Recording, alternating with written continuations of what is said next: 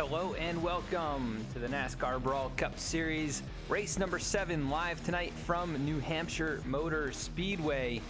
The drivers in the last couple minutes of the practice session right now, we're taking a look at Seth Hatchell, who finds himself 7th on the practice boards. He comes in your points leader here tonight after a couple of great runs, and regular season starting to come to a close here. Just a few more races. Let's see where the drivers come in to tonight's race in terms of points, where they stack up and how they're going to have to race their way in, or if they're pretty secure in their standing right now. Let's take a look at how the top 20 enter into the race tonight. Seth Hatchell, your points leader, he's up on top of Jeff Pogo, who got the win at Bristol a couple weeks back. Eric Hutton there in third. AJ Stravado with his 3 wins, he is in the 4th position in points. And then based on consistency of finishes, really the rest of the top 10 up in a pretty good position. Joshua Abbey with the win. Ryan Gemmel capturing the win last week at Michigan, getting the push from Seth Hatchell. So those guys all in good shape. But you can see on the right side, 11th through 20th, only separated by a total of 22 points. Really not a whole lot separating the drivers there. And right now Jordan Brockle is tied with Alan Dice for that final position, the 16th spot, and a lot on the line for some of these guys tonight. We take a look through the next set of points here. Joey Mines in that 21st spot, and then all the way back to 40th. Really anybody is still in the fight. We have a few more races. It'll be tonight's race here at New Hampshire, and then we're going to have next week at Chicagoland, and then we have Talladega, and then Charlotte. So just 4 races remaining, and drivers going to have to start making their move towards the front of the standings, and we'll see what these guys can do.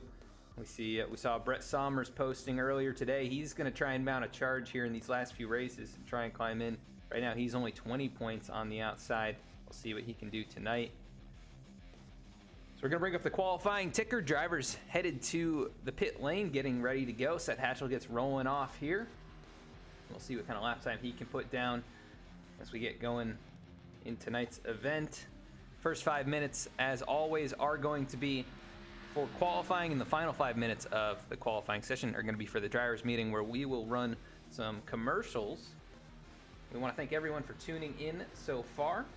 A little bit of a smaller field here tonight, but New Hampshire is a very interesting track.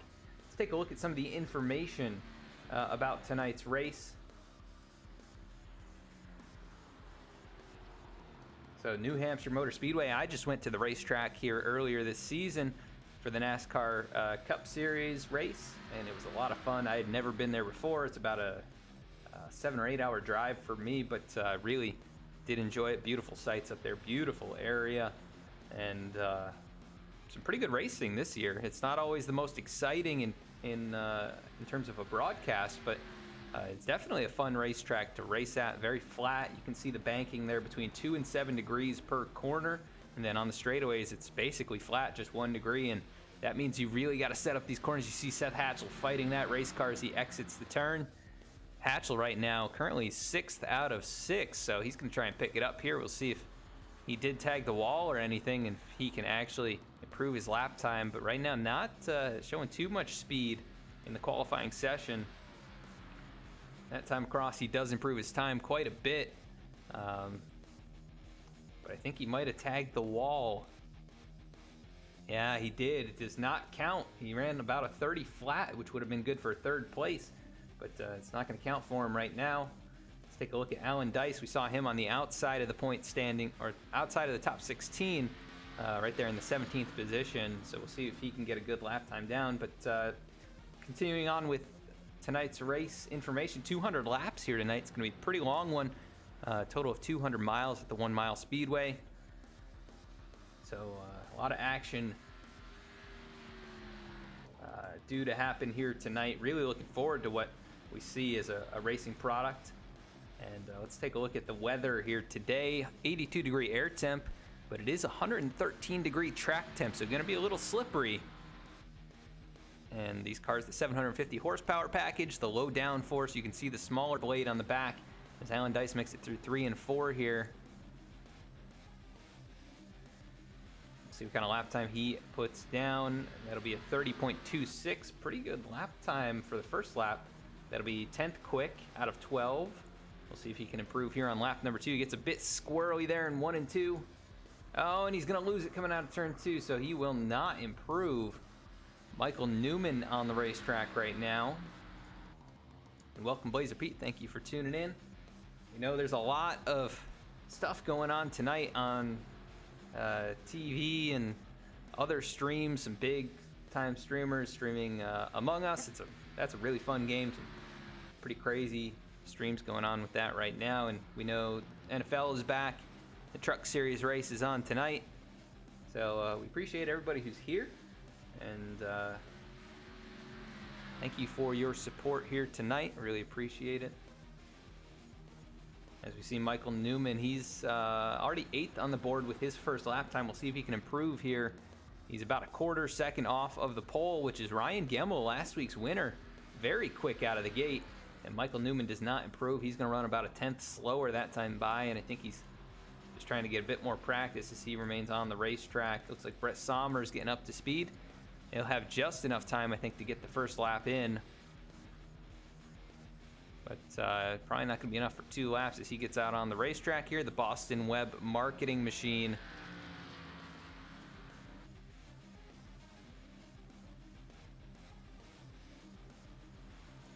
See what kind of lap time he can put in. Let's go on board with Brett. Actually, let's go to the roll bar camera here. Take a peek on the inside of this race car. Interesting thing about this racetrack is you actually don't really run the bottom line all that much. You kind of go for a middle groove. A lot of people will diamond the corner. You see he dives it in here. That second lane, he's actually running pretty much just the second lane, but he does drift up a little bit to that third groove across the seam. And across the start-finish line, that'll be a 30.386. And that will be good for 16th out of the 16 that have qualified. We'll see if he can improve here on lap number 2.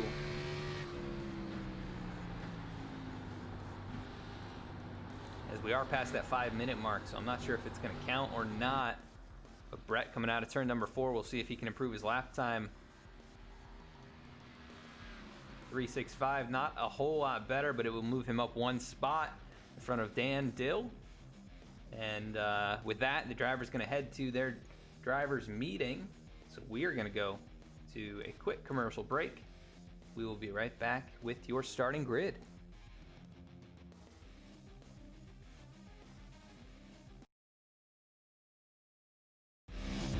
Introducing the Brawl Network. The Brawl Network brings your favorite team's news and opinions in an unfiltered, educated, and entertaining way. Enough of the mainstream media's bias, filtered, reiterative news. Our reporters are fans of the teams they cover, as opposed to most major reporters. While some may feel it is good to get unbiased takes, it results in negative bias, passionless articles, and boring podcasts and radio. The Brawl Network changes the game by reporting the same news as the mainstream media, but with passion, in-depth knowledge of the teams, and in an entertaining way. We use our connections to bring you behind-the-scenes information and perspectives daily.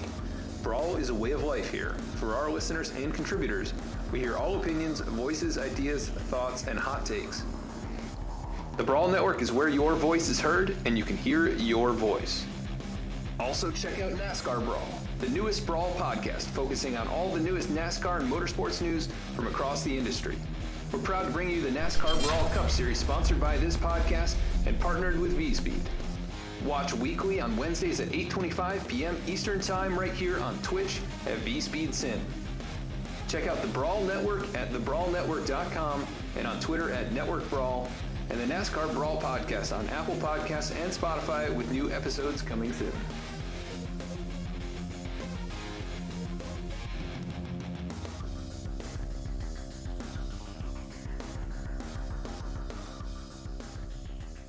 I'm Jonathan Proper, CEO of Drops.com. and I'm here to give you the naked truth about laundry. Size does not matter when it comes to laundry. Let's start with jugs. It's big, all right, messy too, and expensive. You know why?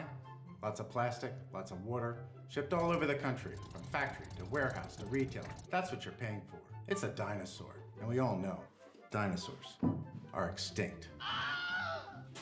Meet our imitators. This is your average detergent pod. It has 20 plus chemicals with names nobody can pronounce. Nice colors. I hope they don't stain. I know color doesn't clean. Would you take a bath in either of these? No way. That's why we developed Drops. Drops is dye-free, MPE-free, phosphate-free, animal cruelty-free. So free, it's freaking awesome. We make Drops with only 6 safe ingredients, certified by the EPA. Drops is tough on dirt, but gentle enough for baby's skin. It's so gentle, I'm taking a bath in it. Doing laundry with Drops is hard to up. 1 drop equals 1 load. Now, can we talk about my package? 100% recyclable.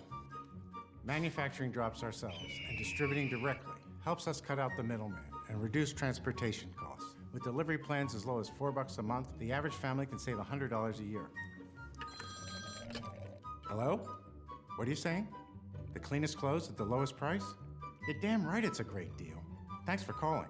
Shipping is always free. You choose the product and plan that's right for you, and we'll drop Drops at your door. The naked truth is that Drops makes laundry better and life easier. Every Drops counts, saving money, plastic, water, and time. So go to drops.com. The first one's on us.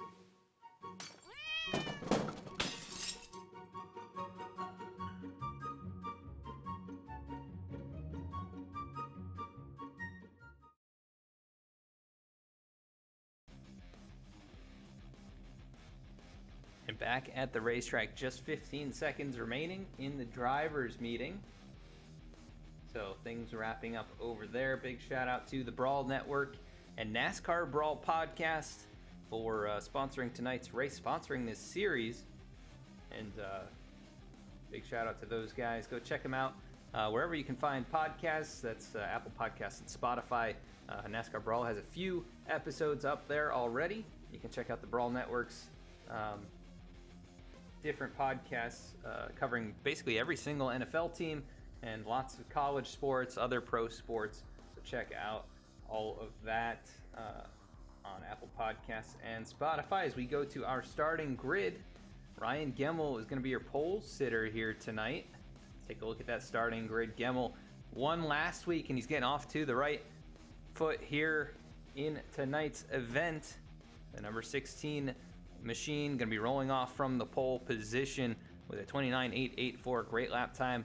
To his outside, it's going to be Dallas Sullivan in the 6 car, so congratulations there to Dallas for starting on that front row. Should be a good, interesting start to tonight's race. Rolling off in row number 2, it's AJ Stravato at 29.921, the 3-time winner, going to be rolling off there. And then 4th position, Jeff Pogo, the winner from Bristol just a few weeks back. Eric Holly looking for a good run here. He's going to be starting in 5th position. John Mullins going to be rolling off in the 6th spot. In 7th, it'll be Eric Hutton. 8th is going to be Michael Newman. And 9th, it'll be Lane Sulfridge looking for some good points in tonight's event. And then Safe Ferris going to be rolling off in the 10th position. He's looking for a win this season. Cody Adkins rolling off 11th. Alan Dice looking to climb into the top 16. He's rolling off in the 12th spot. In 13th, it'll be Seth Hatchley, your points leader. Not a great qualifying effort from Seth, but expect to see him climb through the field. Lyle Sulfridge is going to be rolling off in 14th. Brett Sommers looking for some points here. He's going to be rolling off 15th. The Dan Dill going to be starting in 16th. Josiah Vincent going to be starting 17th. Rolling off 18th, it'll be Eric Gallion. In 19th, it's Justin Carey. And rounding out the top 20, it is Eric Lambert. And I know we've got some Eric Lambert fans in chat, so cheer him on here at the start of tonight's race. Zach Smith going to be rolling off in 21st position. He's back after having a child last week, so congrats to Zach and welcome back to racing. Chris Wheeler going to be rolling off in 22nd alongside him.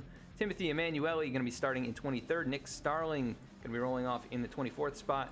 25th going to be Thomas Brendel. 26th will be Jordan Brockle.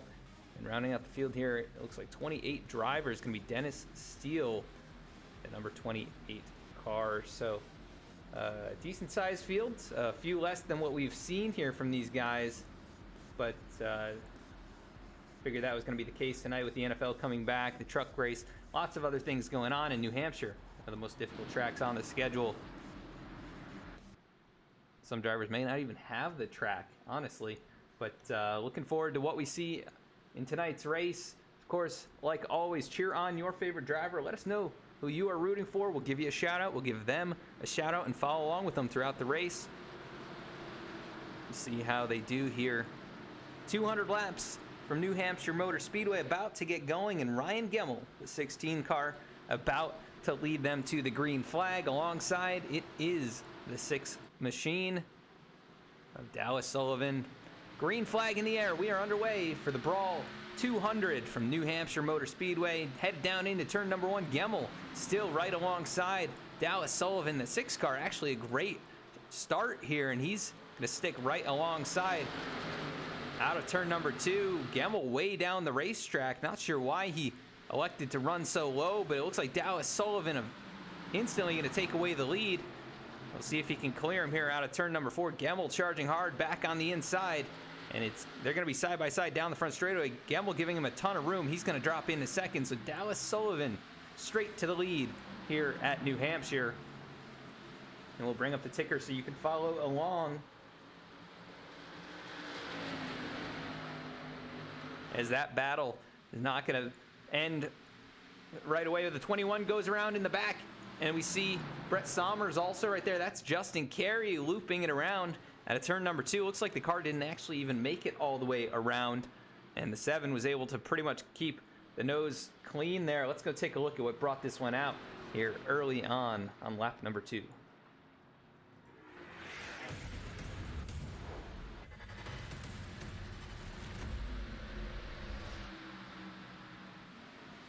So we see Justin Carey, the 21 Synthes machine. It's such a difficult corner. This is one of the most common spots. You see he just gets to the throttle too soon, starts looping it around. The 7 of Sommers, fantastic job. Wow, he stays off of him completely, and those cars do not take any damage. So what a great job by Brett. He locks it down and hooks that car to the left, and they avoid contact. Great job, no damage. And just the slow speed there, the smoke bringing out the yellow flag early on in this one. We'll see if anybody takes it to the pit lane or elects to keep it out. Justin Carey getting caught back up here. I think it's giving him his spot back after that. You can see Brett Sommers also climbing back up.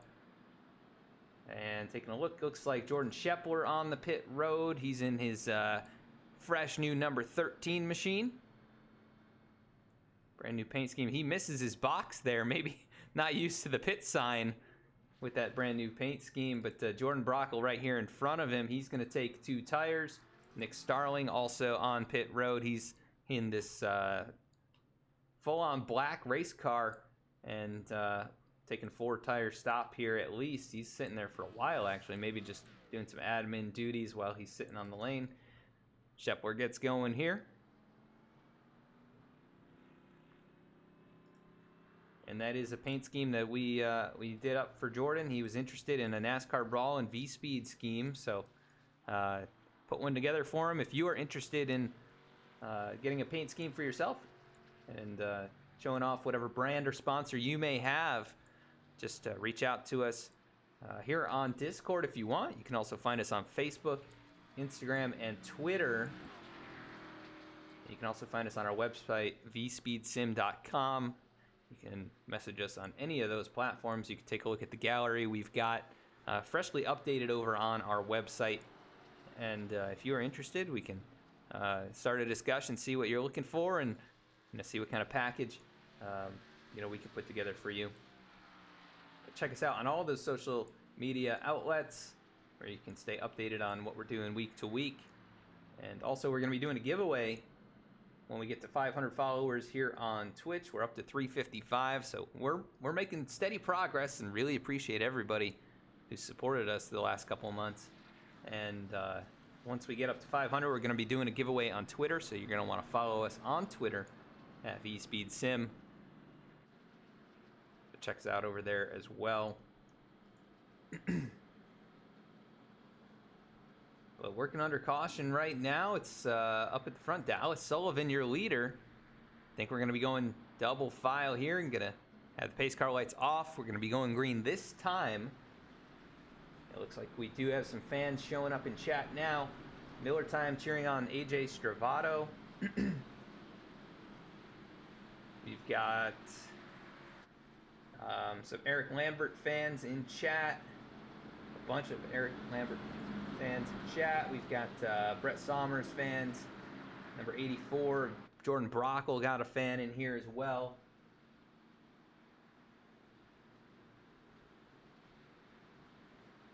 And Yusuf, you can check these guys out on their Twitter. I can probably get you an invite to the Discord or get you hooked up with Nick. I'm not sure they're doing any type of, adding anybody to the league right now since they're, majority of the way through the regular season. But I'll see what they say if they need some more drivers. Green flag back in the air. Dallas Sullivan gets him going. Ryan Gemmel not getting off to a great restart there. He's going to be instantly under fire from AJ Stravato as they go side by side. Gemmel does clear him down through 1 and 2. And here comes Eric Hutton all over the back bumper. The 48 machine. A little bit squirrely there from Hutton, but he's able to keep it straight and still apply the pressure. The top 4 breaking away by a few car lengths over Eric Holly, that 5th position. We've got someone cheering on the 14 machine, the Cheeto car. Thomas Brendel, a new paint scheme for him. We'll see if it brings any better luck for the driver of that race car as he finds himself, I believe, in the top 20 or right around there. So he's going to need some points to secure his way into the playoffs. But out in front, Dallas Sullivan doing what he can to try and capture some points here, leading laps. That's one way to do it for sure. He comes in currently 20th in the points. Not too many outside, but he's going to need some, and getting these bonus points definitely helpful early on.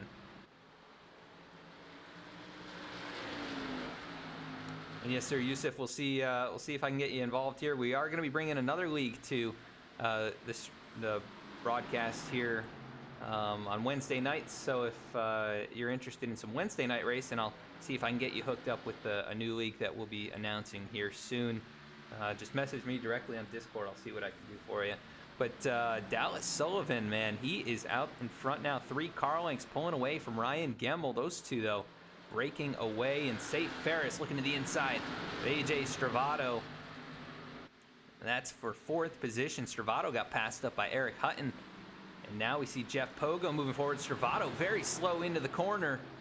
The 44 goes right on by. Pogo had to take evasive maneuvers there to avoid running into him.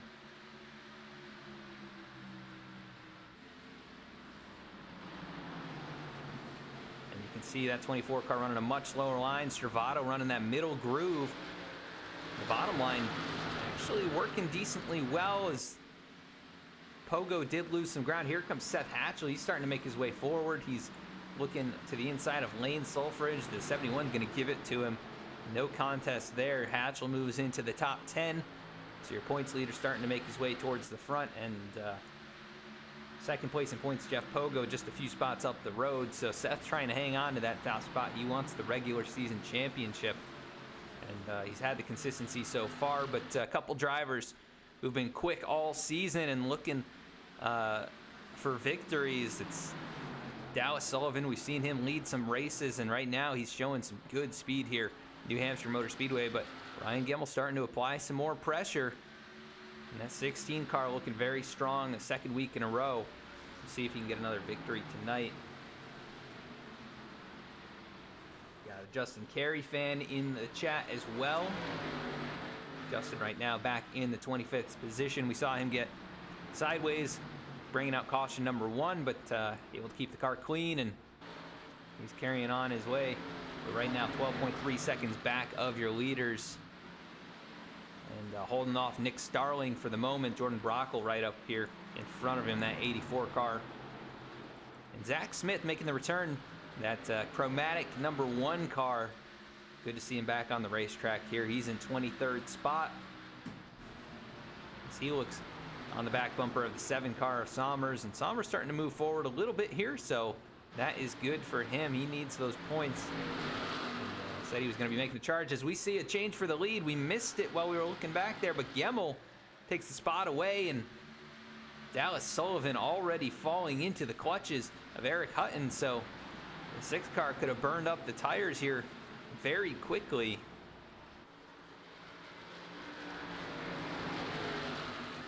Oh, and he almost tags the wall. That's going to allow the 77 to close in that much more. The gap to the 77 car now just a car length as the 6 goes up the racetrack. Here comes Hutton looking to the inside. Not going to be able to get the drive off just yet, but he does get a solid run. Nearly making contact as well as the 44. But Gemmel already 1 second up in front and driving away. A little bit of preservation possibly those early laps. As we see a car on the inside here, that's actually a section of the road course. Thomas Brendel, he's parked there, not sure what's going on. I'm gonna see, it looks like he lost control out of turn number 2. He was racing it up with Brett Sommers. 14 just gets back to the throttle too early, loops it around. No caution got brought out, but he hits the inside wall and just barely limps that car away. He's back up to speed now, but 1 lap down. Nobody else involved. As now the battle for second, Eric Hutton going to the inside. And Hutton very good on these short tracks and the flat tracks. We've seen very strong performances from him at, I believe it was Iowa. And then I'm trying to remember the other race that he ran very strongly at. Let me see if I can find that.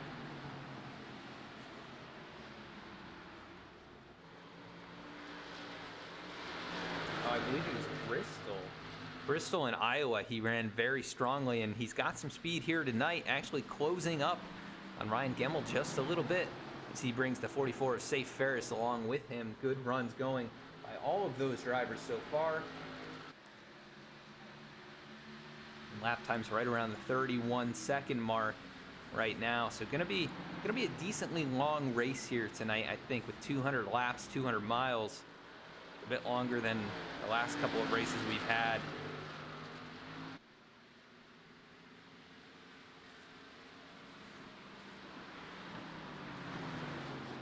Actually, that is not true. Last week was also a 200-miler at Michigan.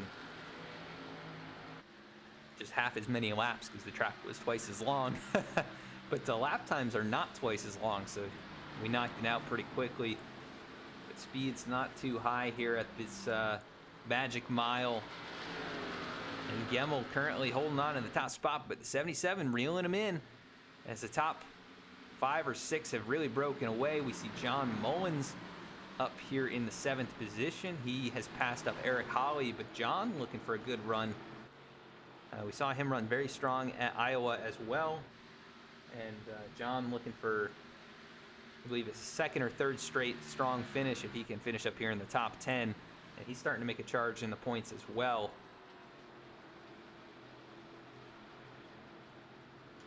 He comes into tonight's race trying to find him here in the points.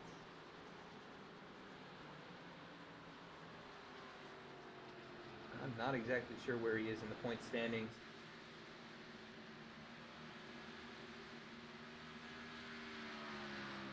Oh, he comes in 15th, so he's actually in front of the cut line, and he's looking to gain some more points here with a strong run.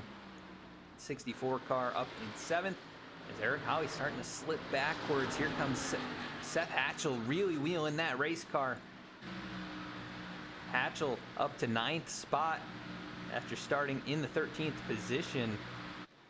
Looking for a chance to extend the points lead in that race car. He's closing in on Jeff Pogo. Not too far up the road is the number 24. As caution is out on the speedway, looks like the 21 of Justin Carey around again. And he's having a hard time out of turn number 2. He gets it back going. Doesn't look like any damage, but going to be 2nd straight caution here caused by the 21. Let's see what happened to him coming out of turn number 2.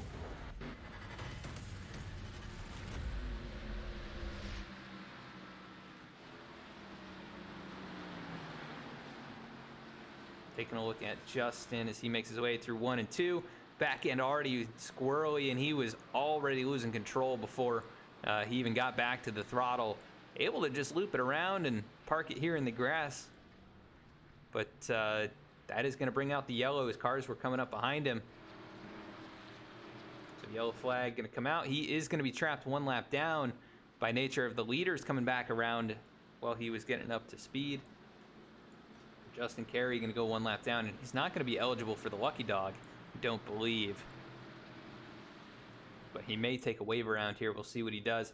Lap times had fallen off by about a second, and Ryan Gemmel, who was getting caught, not going to elect to pit here. Actually, it looks like very few going to come down. None so far really in the top 10. We'll see if anybody gives it a shot back there. It looks like that's going to be Dan Dill, the first car to bring it down, along with Timothy Emanuele, the 22 of Chris Wheeler, the 7 of Brett Sommers. Zach Smith comes in. Looks like Nick Starling, Jordan Brockle, and then the 13 machine of Jordan Shepler also bringing it down here.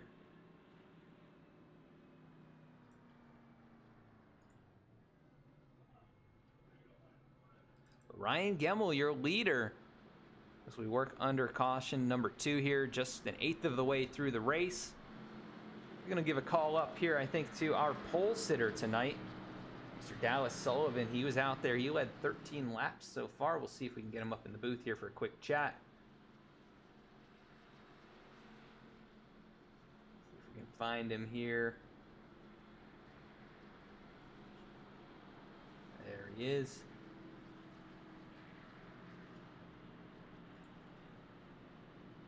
Dallas Sullivan, this is Adam in the V-Speed booth. You got a copy? Hey, I do.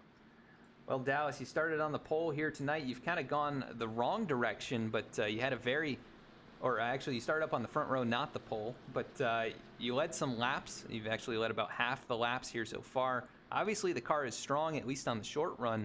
How's it feeling for you out there? Man, I was kind of surprised by the lap time I threw down in qualifying, so I wasn't.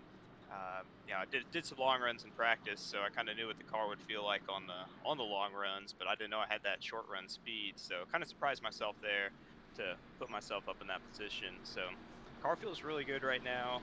Just trying to get some laps down, get through the end of this race. I've had some issues finishing these races, so if I can just get to the end, I'll be a happy camper today. Yeah, we mentioned it a little bit earlier. You have led some laps, or you've been up towards the front in a lot of these races. You come in 20th in the point standing, so you're looking for a few points to get up there in the mix. You think this is a good opportunity to find some of those points and get a solid finish tonight? I sure hope so, man. I got that point for leading the lap. If I can just keep my nose clean, stay in the top half of the field, be there at the end for whatever late race cautions happen here, pick up some points and get in that top 16. Yes, sir. We'll see how you can do, but looking strong so far. Good luck the rest of the way. Thanks, Adam. All right, that was Dallas Sullivan. He started on the front row. He's led 13 laps, so he's led half the laps here. Ryan Gemmel, I think, has led the other half. Looks like that is the case. But Dallas took the lead right away from him on lap number 1, so looking very strong. And Dallas Sullivan also looking strong here. But the top 16 electing to stay out this time around, and we're going to be going green as pace car lights are off.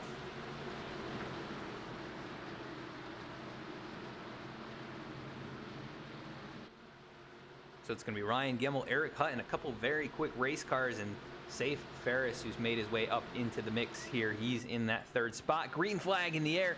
Gemmel gets him going. Good restart by the 16. And that'll leave Eric Hutton in that 2nd spot, but Safe Ferris not able to get to the inside. Now he does. Driving it very deep into the corner. We'll see if he can keep it down there. Keep it off the 77 as Hutton gets a big run from the high side. He'll take over 2nd for good. And here comes Ferris right to his back bumper. And AJ Stravato still up here in the mix. He takes 4th away from Sullivan. So Dallas Sullivan losing a spot there. Here comes John Mullins. He passes up Eric Holly. And Seth Hatchell now going to look to the inside, see if he can take away the 8th position. He gets a big run down into turn 1. Seth Hatchell very good at conserving the tires. We've seen that all season. He's been one of the best on the long run. But right now trying to work over the 25 car for that 8th position. And first car on fresh tires, Dan Dill, he's back here taking a look to the inside of Dennis Steele. 28 way up the racetrack. That's going to cost him some time. Here goes the 81. He will drive right on the inside, and I believe he'll take this spot away down the front stretch. He'll clear him going down into turn number 1. And looks like we're having connection problem here. Possibly. I'm not sure what's going on. Give me one moment, folks. We'll see if we can figure this out.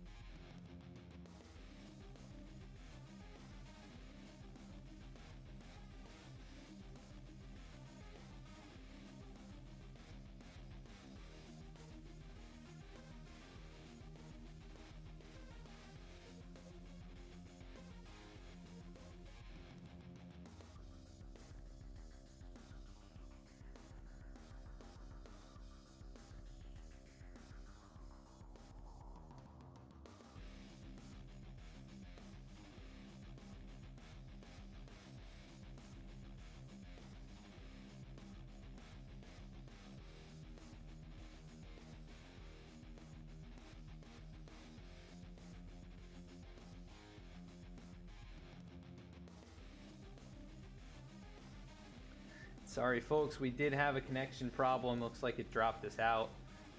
We will be pulling up the race session once again. There have been some updates, and so it's not always the most stable when that happens, so appreciate your patience.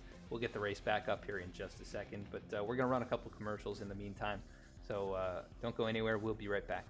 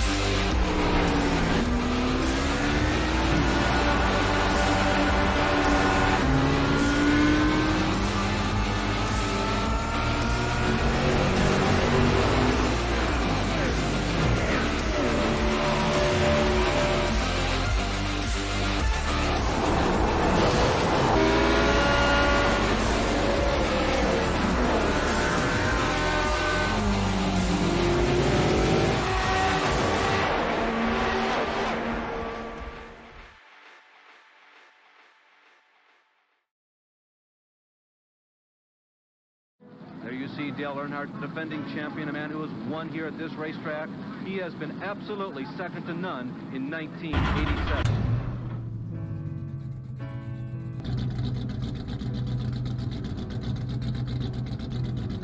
Dale Earnhardt is on his last lap. This will be his 24th career win, his 4th win of 1987 out of 6. Dale Earnhardt wins the first Union 400 in North Wilkesboro.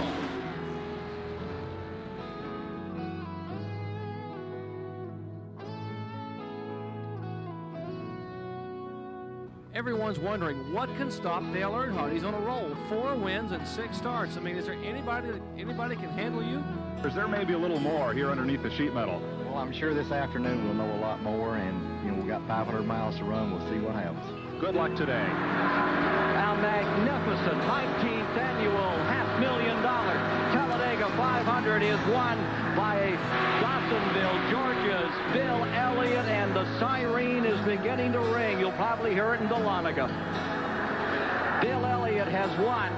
Davey Allison second. Elliott now getting a challenge from Tim Richmond, but he closes again right in behind Earnhardt, coming down off turn 4.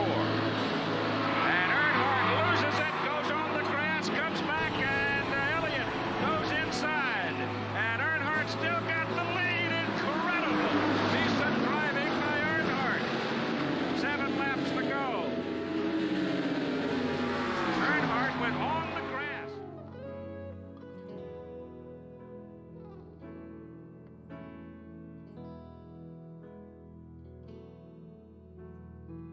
Dale Earnhardt is reminding Mr. Elliott, you made one mess up like that, and I might get through. When you come to North Wilkesboro on a short racetrack, you expect some fender to fender and even some paint trading going on out there. We've seen it already as Redco 9 gave Jerry Cranmer a nudge in the rear end, and now we're seeing some great competition out there between Dale Earnhardt and Bill Elliott.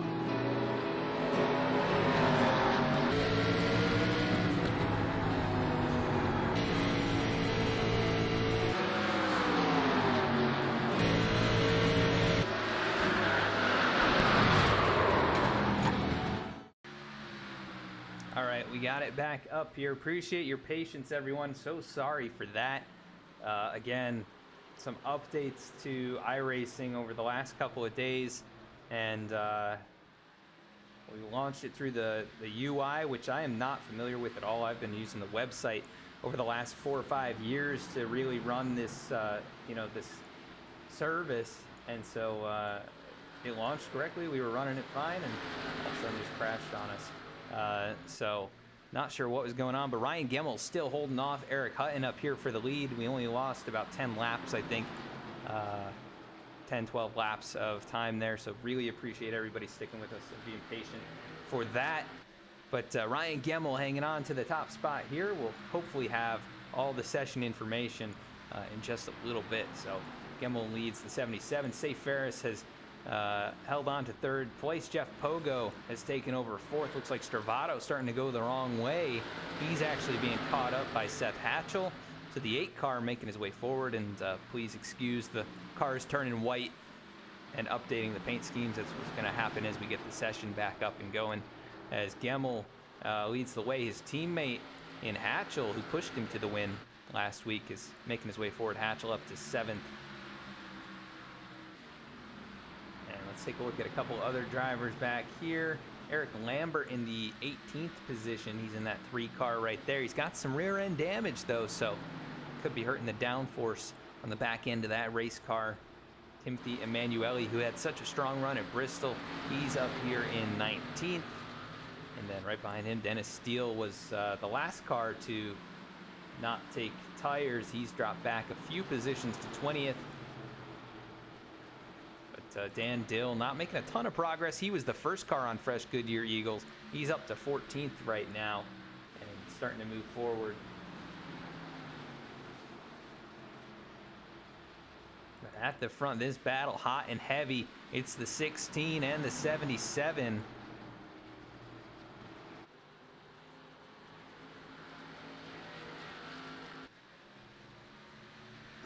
As Hutton very quick, he is just not able to close down that 2 car length gap. He's putting a lot of pressure on Ryan though, and that can lead to some mistakes, especially at a racetrack as tricky as this one.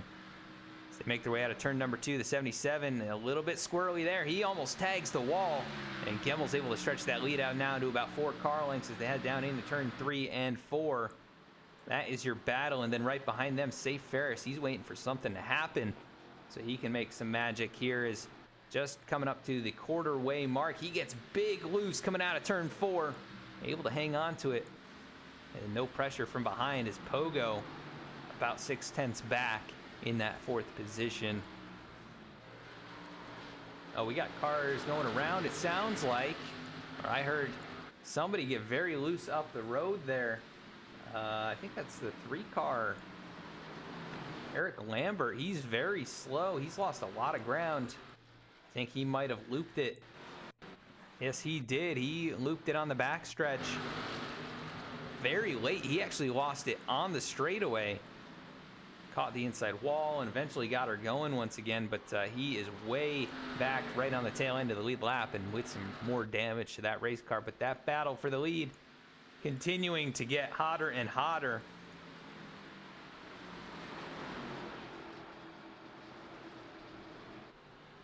As one car length, the 77 very quick in the middle of the corner there, but you can see the wiggle on the exit. He's putting a lot of power down. Too early, he lost a little bit of ground there on exit, and we saw a battle going on back here. Hatchell and Stravato, a couple of very strong drivers. Stravato on the inside. Hatchell's probably going to take this away from him up high. So we see Safe Ferris lose third to Jeff Pogo. The top two in points marching up through the field. And not a surprise, that's why they're at where they are. Thank you, Steve Holmes, and we also want to thank Toe Jam Racing for the follows. Thank you guys so much, and appreciate you tuning in, even with the issues here in the first quarter of the race. As Eric Hutton putting lots of pressure, you can see that car starting to slide around. Let's go on board with him. See what he's trying to do here to put pressure on Ryan Gemmel. That's your battle for the lead right there. And then Eric Lambert, he's about a second and a half up the road from Gemmel. That's going to be an issue when they get to him, because Lambert's not slow. So it's going to be a little bit of work for these guys to get around him and to not lose time in doing so. As Hutton, you can see he's working that wheel. The back end starting to get a little bit light on him.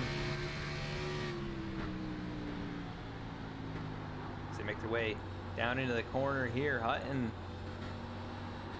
just balancing that race car. One of the most enjoyable things to do in these NASCAR Cup cars with the high horsepower package, just finding that balance where you're just on the edge of all the grip and not exceeding it. You can see him slide a little bit there, still putting pressure. As Gemmel, very smooth in the lead. He has not placed a wheel wrong. That car has been very stable, and he's led quite a few laps here, and hopefully this will update in a bit to the actual amount of laps led, but he has led since the restart around lap 27, so leading quite a few laps here tonight. As Seth Hatchell did clear AJ Stravato, he's starting to put some pressure on Safe Ferris to get up into that top five. Ferris was very quick, but he has lost a ton of ground to the top three, even getting passed up by John Mullins. That 64 car very strong tonight once again, like we mentioned. He's been very good on the short tracks. Let's take a look a little bit farther back. Alan Dice, he needs a good run here tonight. He's currently running 12th. That should be some pretty solid points if he can wind up here. Brett Sommers off the pace. He's going to get passed by Nick Starling. Sommers not exactly making the progress that I'm sure he hoped tonight. He's back here in that 20th position. Thank you for the subscription, Slow-Mo 850. Thank you for subscribing with Twitch Prime. A great segue, actually, to some awesome event, or an event that Twitch is doing this month. It's called September. You can get discounted subscriptions this month only, up to 30% off your subscription. You can do a 1 month, a 3 month, or 6 month, and they're all discounted. So if you're considering subscribing and you want to support V-Speed, please hit that subscribe button this month. It's going to save you some money compared to another month. You can also gift some subs, do whatever you'd like there. And as it says in the chat, you can connect your Amazon Prime to Twitch and get a free Twitch Prime subscription each and every month, and you can use that here or on any channel, as Slow-Mo just did. Thank you so much again for that. Appreciate you tuning in, and thank you for the support as Ryan Gemmel continues to show the way. That 16 car very strong tonight. He's led almost all the laps, other than about 13 that Dallas Sullivan led early on, as they're coming up behind Thomas Brendel. The 14 car off the pace. That's going to shoot Gemmel down to the inside. Eric Hutton's going to follow him, and they're nose to tail. 77 looks down low. Can he get a run in 3 and 4? He'll get alongside here in turn number 4. Gemmel trying to get back to the throttle. Here comes Hutton stalking him, not able to get the run.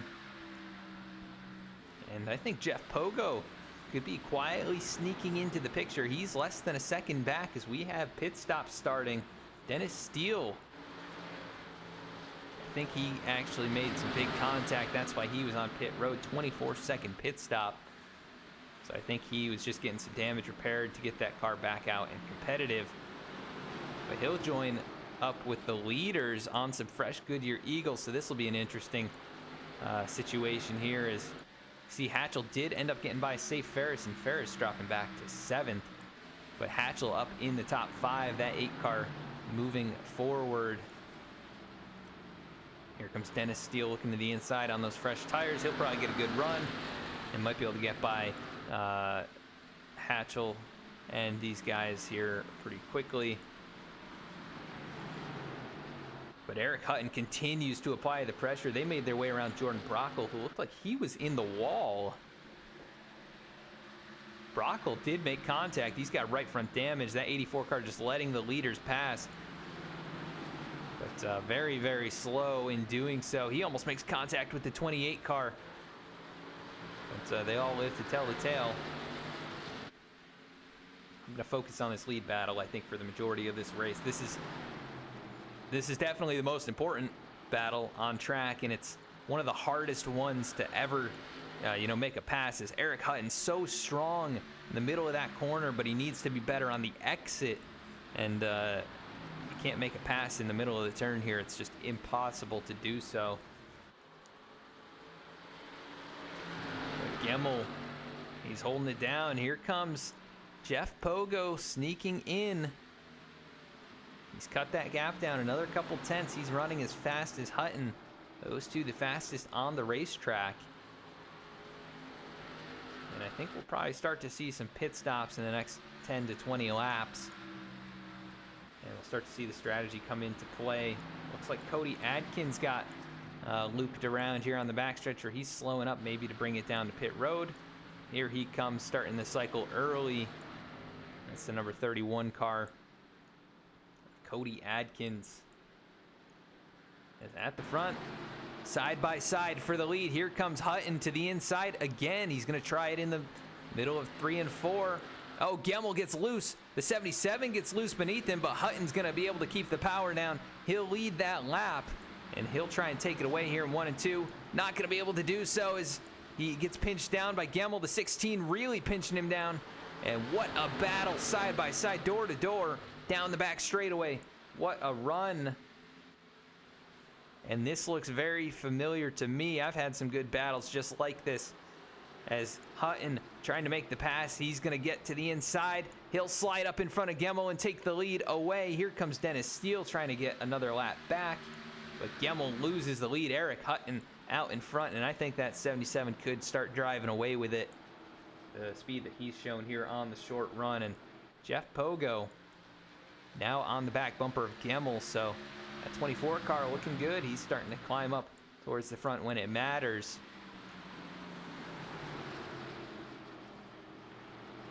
And really the margin for him has not changed much up to the lead, but it has changed significantly to Ryan Gemmel as the 16, his tires starting to go to the worn side, and the 24 keeping him underneath him just a little bit better.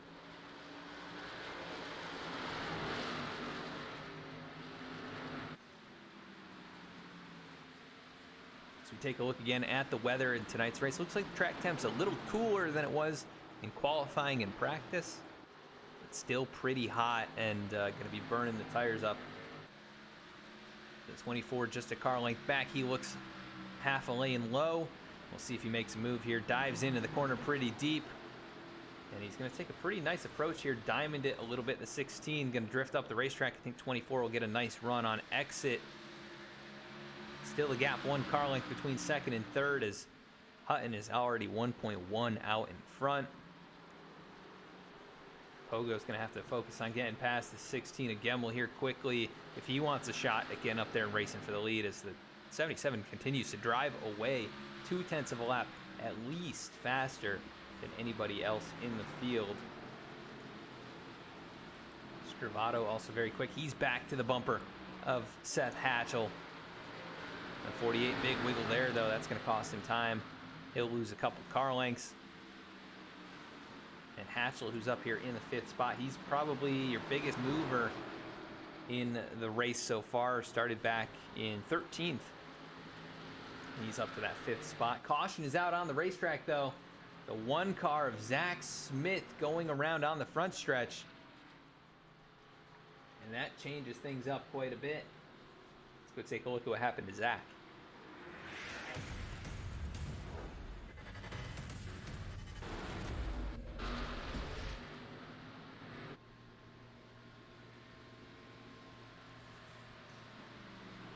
Zach was racing it up with Jordan Shep, where you see the 13 there in front of him. And Zach already had damage, but he gets loose, slams that outside wall, comes across, and pancakes with the right side, that inside barrier. And facing the wrong way, that is not something you want to be doing on a racetrack. But he didn't sustain too much damage other than the nose, which is now missing. That was from the overcorrection up into the wall. He'll probably get that put back on by his crew here pretty shortly. But the whole field going to bring it down, except for a couple drivers. But we'll see if Gemmel can win the battle off the pit road and reclaim that lead.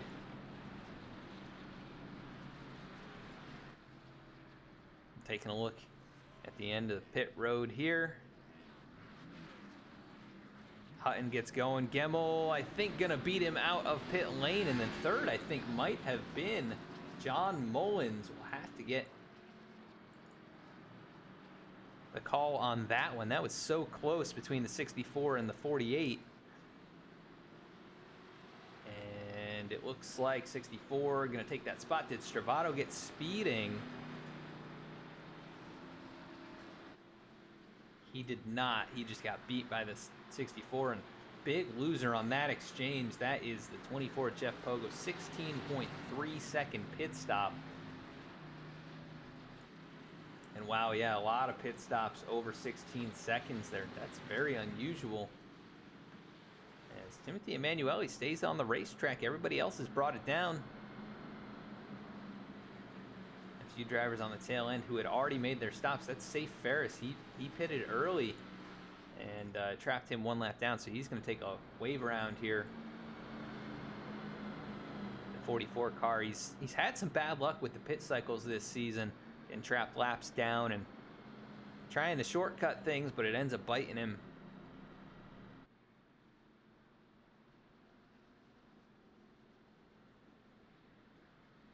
But he's still up in the mix in terms of points.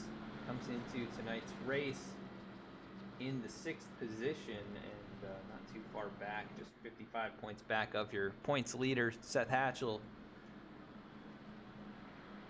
And considering the luck he's had this year, that's actually very impressive that he's been able to achieve the finishes he has and the consistency that he has. And he has the one podium finish that was a few weeks back. But looks like Ryan Gemmel is going to take the lead back away. Timothy Emanuele brought it down onto pit lane last of everyone, so he'll come back out on the track at the tail end of the lead lap cars. And that is a Mercedes Mustang, so a very interesting combination of sponsors there.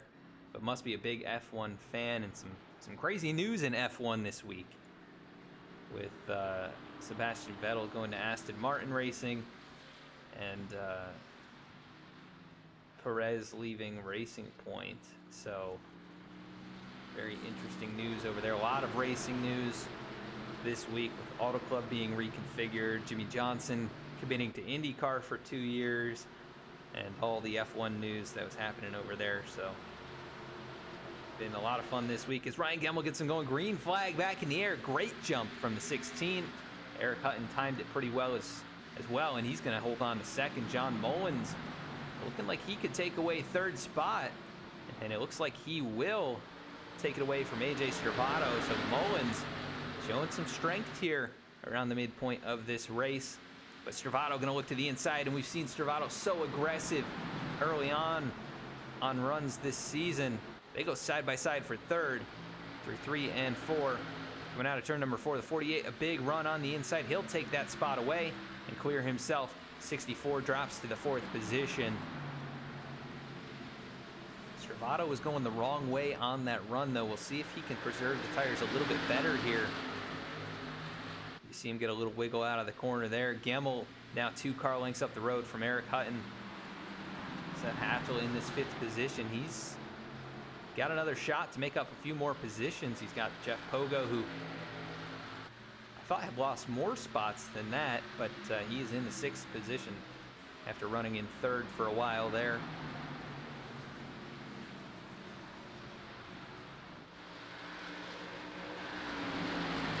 Please let us know if we're having any kind of streaming issue tonight with the updated iRacing patch.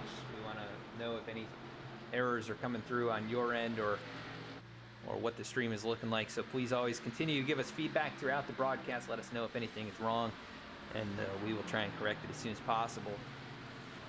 Ryan Gemmel out in front. He continues to show the way. And Eric Hutton just 2 car lengths back. That 77 car is still stalking him, and they've gapped AJ Stravato by nearly a second. So the strength of the field tonight in these front 2 race cars, that 16 car, your pole sitter, trying to go back to back and become the only other multi-time winner this season other than AJ Stravato. As we've only had 4 winners this season in the 7 races. I think it would be cool to see a new winner, but obviously Ryan Gemmel wants another victory under his belt. And I don't think any of us here at Team V-Speed would be complaining, but Eric Hutton, he ran so well at Iowa, had that race in the bag, and then lost it at the end by nature of AJ Stravato coming up clutch. We'll see if he can kind of pull the opposite here. Throw a little Uno reverse card. Oh, there's a big slide from Jeff Pogo. He gets it back collected and pointed in the right direction, but 6th position, Jeff Pogo. Starting to get a little bit squirrely there. Michael Newman almost tagged the wall. He lost a lot of momentum coming out of turn 4 there. Currently about 3 seconds back from your leader, so not too far out of contention. But he has not had the speed or the consistency just yet in this race, so we'll see if he can pick it up here and get up there and challenge the top 5. Will we see big slide back farther from the 4 car of Josiah Vincent, who's 3 laps down. I don't know what happened to Josiah. Chris Wheeler way up the racetrack.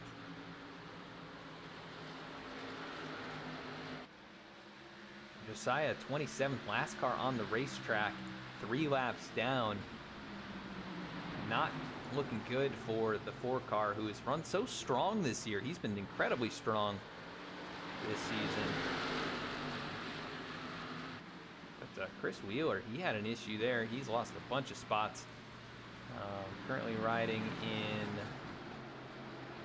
trying to find him here, the 13th position. So actually not too bad, but could be a little bit better if he hadn't made that mistake into turn number 3. And Josiah Vincent, we talked about him. He comes in 5th, and this could hurt him in the points a little bit. He ends up back in that 27th position. Alan Dice back here in 14th. He's still looking for a few points. The Sulfridges also need a few points, and Lane having a good run up here in 10th. He qualified up here and has been running up in the top 10 all race long, so doing a good job. That number 71 car has really come on here in the last couple of races in terms of performance, and it's good to see from these guys. Lyle a little bit farther back. He's in the 14th position. Also, both of them had very good runs last week at Michigan, only to have a little bit of involvement in some of the wrecks late in the race. But nonetheless, they were up in the top 10, even the top 5 at some points, charging through the field. So good to see from these guys.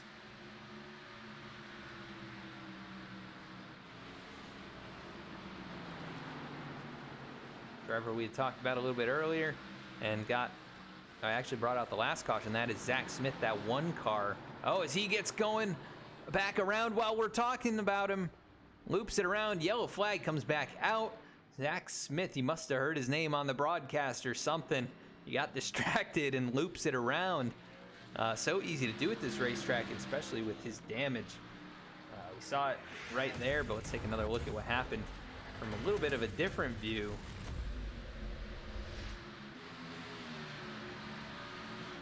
Zach goes down into the corner, a little hard on the brakes, maybe too much rear brake. Just loops the car around, stays on the throttle just to keep it out of the wall, and luckily doesn't hit anything and add to his damage. But Zach Smith looping it. That is going to bring out caution number 4, I believe.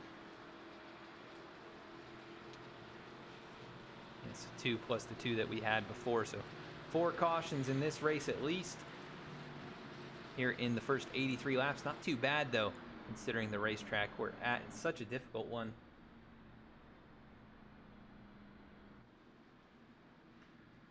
And Ryan Gemmel continuing to show the way.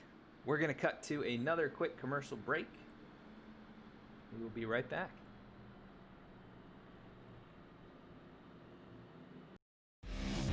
Introducing the Brawl Network.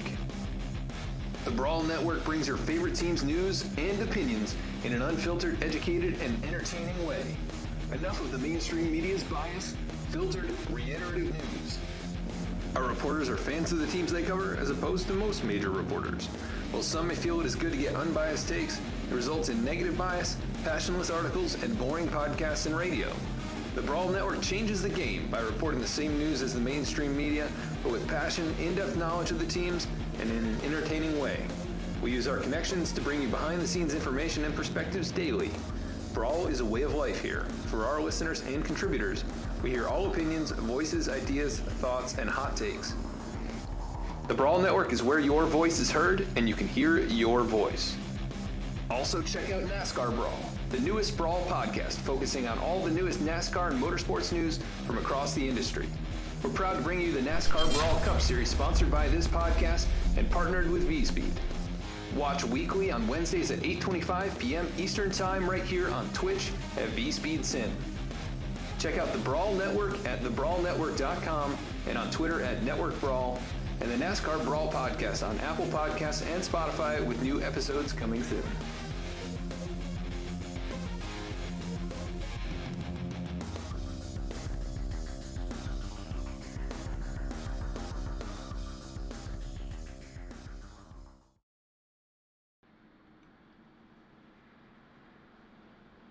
Once again, big shout out to the Brawl Network. As Ryan Gemmel makes a pass on the pace car here under yellow flag. He's going to the inside. Pace car pulls back around him though. Some speed in that Ford Mustang.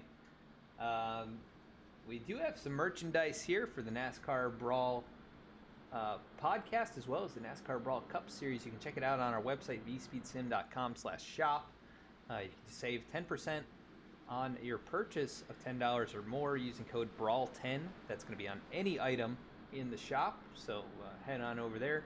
If you're enjoying the content, you want to support the guys at the NASCAR Brawl podcast as well as Team V-Speed, check out our website and grab yourself some awesome merchandise. And t-shirts are fantastic, some of the most comfortable shirts I own.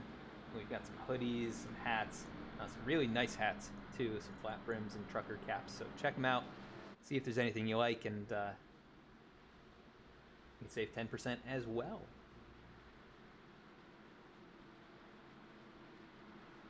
And it is a bit of a slow race. Magic Mile, not the most interesting racing all the time, but we've had some fantastic battles throughout the top 5 and top 10 in tonight's race so far, and nearing the halfway point, I think we're probably going to see more of that as Ryan Gemmel, once again, a great restart. He's going to jump out in front like he has done the last couple of restarts, but Eric Hutton, big charge into the corner. He's going to close the gap down to 1.5 car lengths. We'll see if he can close it down even more. Seth Hatchell goes to the inside of John Mullins. That's for 4th position. So they go side by side into the corner. Mullins up high, Hatchell down low. See if the A car can get the speed, get the run out of the low side. He gets a good run here. And it is so odd to see these cars get the grip on that low side of the racetrack. I'm not used to that at all. The high side is always where it's at. Hatchell really pushing it out of the corner there. I think he's going to clear the 64 and take over 4th spot. So Hatchell, your points leader, once again, a very strong performance so far. And he's currently leading the 2nd place points driver, Jeff Pogo. Pogo's in 6th. And also having a good run. He was up there in 3rd, but the mishap on the pit road, he's not been able to get up in the mix just yet. Still plenty of time in this race, and it's probably going to come down to mistakes late on in this run. And based on what we've seen, I think we could get a few green flag runs. Looks like Michael Newman with an issue, though. He loses a few positions. Here comes Chris Wheeler looking to try and find his way past the 12 car. That'll move the 22 into the 10th position if he can make that pass. But Michael Newman hanging on to it for right now. Wheeler, big slide out of the corner. And here comes the Sulfridges. Gonna try and split him into turn 3.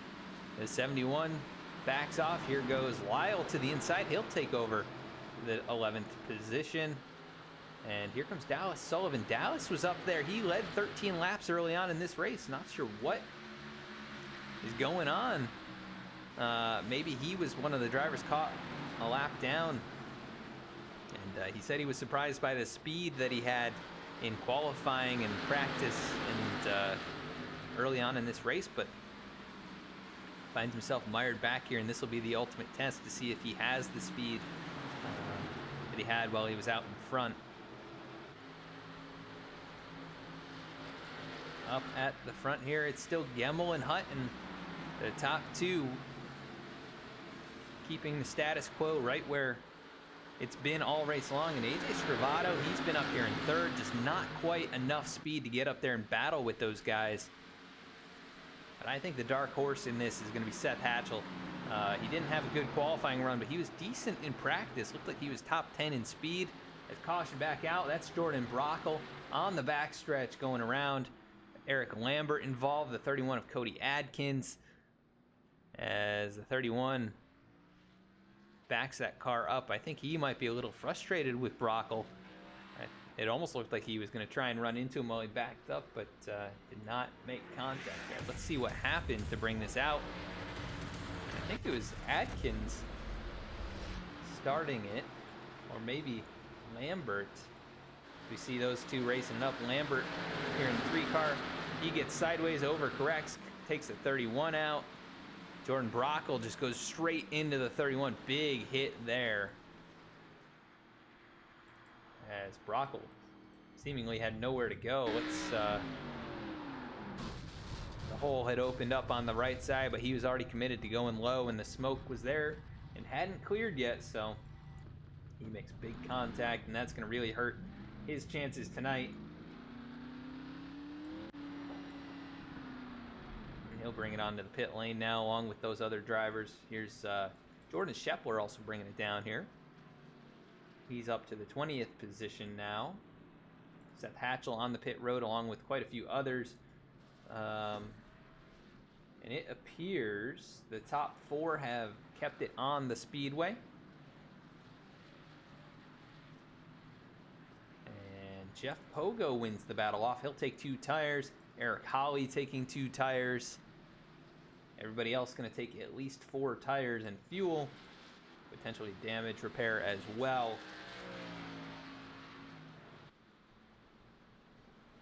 Yes, sir. Brett Sommers up to the 19th position after the pit cycle. He loses a few spots, but I think that's due to Dan Dill and Timothy Emanuele staying out. Here comes Dan Dill. He'll bring it in, and that'll cycle him to the back of the lead lap race cars. So 81 brings it into his box now. The Bauman Oil, number 81, we'll see what he gets done here. He actually just got either fuel or 2 tires, a 6-second pit stop, so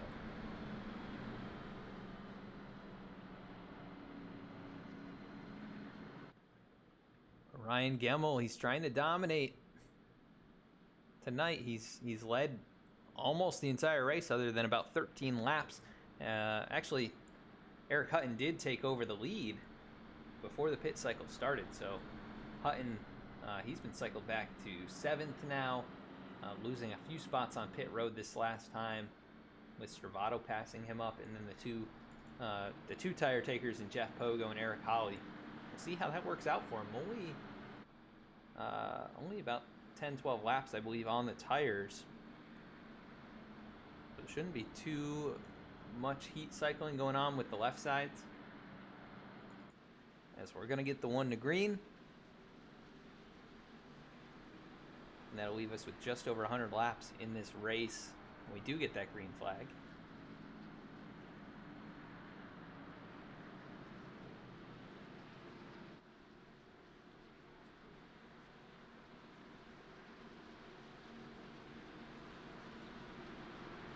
Who do you think is going to win tonight as we're approaching that halfway point?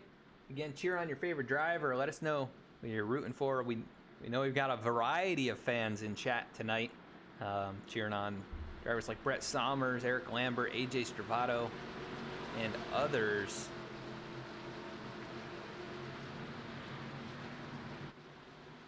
But who do you think is going to win? It's about halfway. Gemmel's really been fast, especially on the short run, but he's got old tires, gets him going. The 22 spins the tires. He's going to check up the whole field as they couldn't go past him. Gemmel gets a huge lead, and everybody stacks up behind Wheeler. Here comes Jeff Pogo. He's going to try and make the move with those 2 fresh tires. And AJ Stravado, very aggressive on the restart. He's going to get up in the mix. We'll see if he can go to second as it's 3 wide. Hutton looked down low. He thinks better of it. Here comes Stravado. He's going to take it way down to the inside, and they're 3 wide for second. The 48 almost puts the door to the 24. As they make it onto the front straightaway, everybody survives so far, which is honestly a miracle with the variety of strategies and the old tires and everything. Chris Wheeler way up the racetrack. That 22 car trying to put the power down, but he just cannot go. And nearly tagging the wall as here comes John Mullins. Eric Gallion goes on past. So many drivers passing him up. He restarted second. He's already outside the top 10 in that 11th spot. But Stravado taking advantage of the 4 fresh Goodyear Eagles. And he is reeling in Ryan Gemmel. This is the view out the front as they approach the lap car of Jordan Brockle. The gap closing down, just another 10th right there. He's got 4 fresh tires, much fresher than Ryan Gemmel. 30 laps actually the difference. And here he goes to the inside. Gemmel trying to put the power down. And oh, he had a blinking moment there. Able to lead that lap, but here goes Stravado. He's going to send it deep into the corner. Nearly drives up into Gemmel. He'll drive on past AJ Stravado to the lead. And this is a familiar sight this season, and this is not what everybody wanted to see, I'm sure. As once that 48 gets out in front, man, he is very, very hard to catch. And even if you do catch him, he's hard to pass. Jeff Pogo working on Gemmel for second now. Gemmel probably regretting staying out. But it's a tough call when you're out there as the leader. And things could cycle out okay for him here if he can hang on to track position, but he gets a big slide, and that's going to cost him some time. Here comes Hatchell and Hutton side by side for 4th and 5th. Hutton's going to take that away. Here comes Ferris down to the inside. The 44 car, see if he can box in Hatchell behind his teammate, but Hatchell gets a good run. I think he's going to be able to clear the 44. He's going to have to be aggressive here. Drop down in front. He does not do it, so there goes the 44. Hatchell stuck in behind Gemmel. And now Hatchell looks to the inside. John Mullen's going to maybe follow him down there.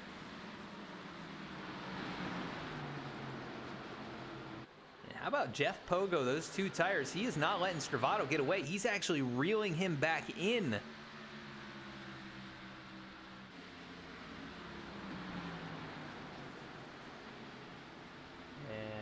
Brett Sommers, he did not get involved in that early wreck, Joey, but he just narrowly avoided it. If you go back to in the earlier section of the VOD here on Twitch, you can actually see that early caution, but he just narrowly avoided it. It was actually fantastic what he did. He slammed the brakes on and the car hooked to the left, and he was able to just barely avoid the spinning 21 car of Justin Carey. So right now the top two separated by under half a second, and then Eric Hutton, who's been basically second fiddle all race long, he's back here in third now and trying to play catch up with some nose damage as well. The 77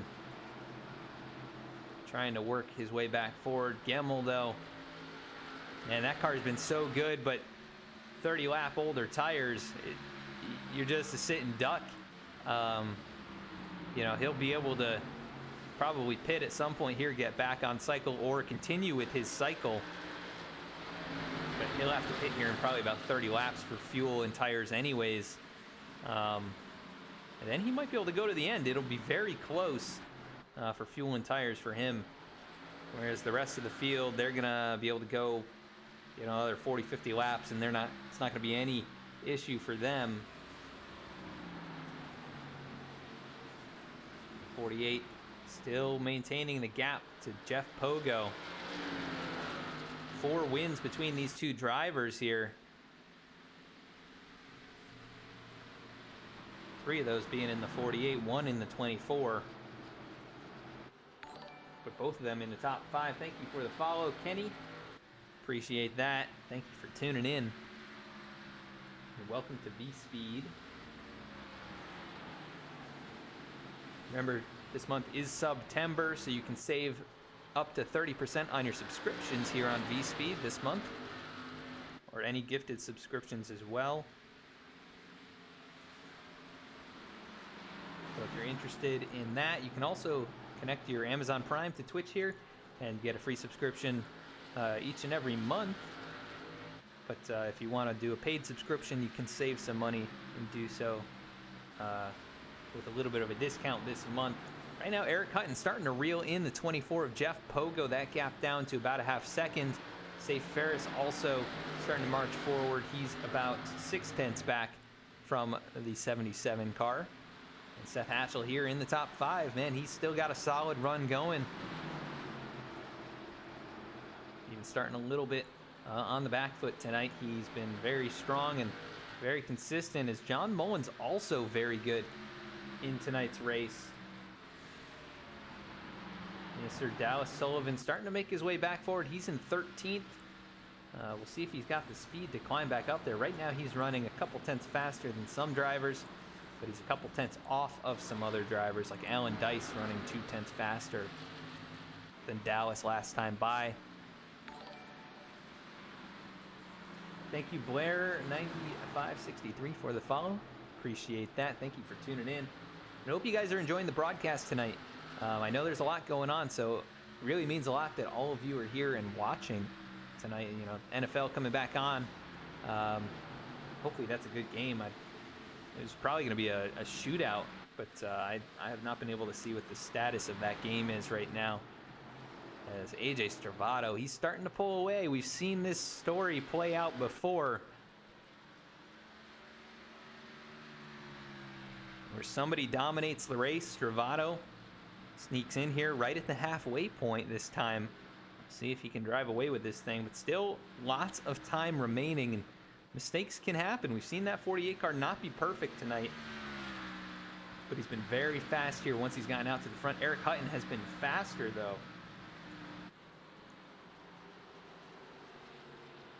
Even with the damage, if he can get that cleaned up a little bit, get some fresh tires, get a little bit closer to that 48 car, I think the 77 might be the car to beat tonight. He's just got to get back up there in contention. We'll see what he can do.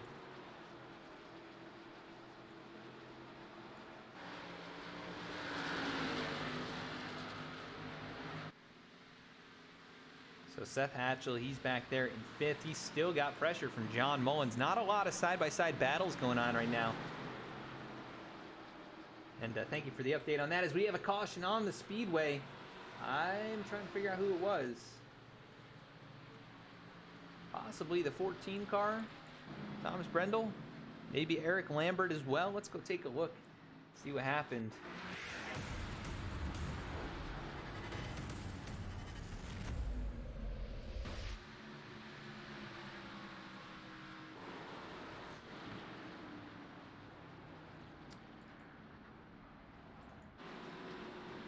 We found it here. Chris Wheeler, Timothy Emanuele. They get caught up here going into turn number 1. So Wheeler on the outside, Emanuele down low. 22 dives it in, 39 doesn't quite make the corner.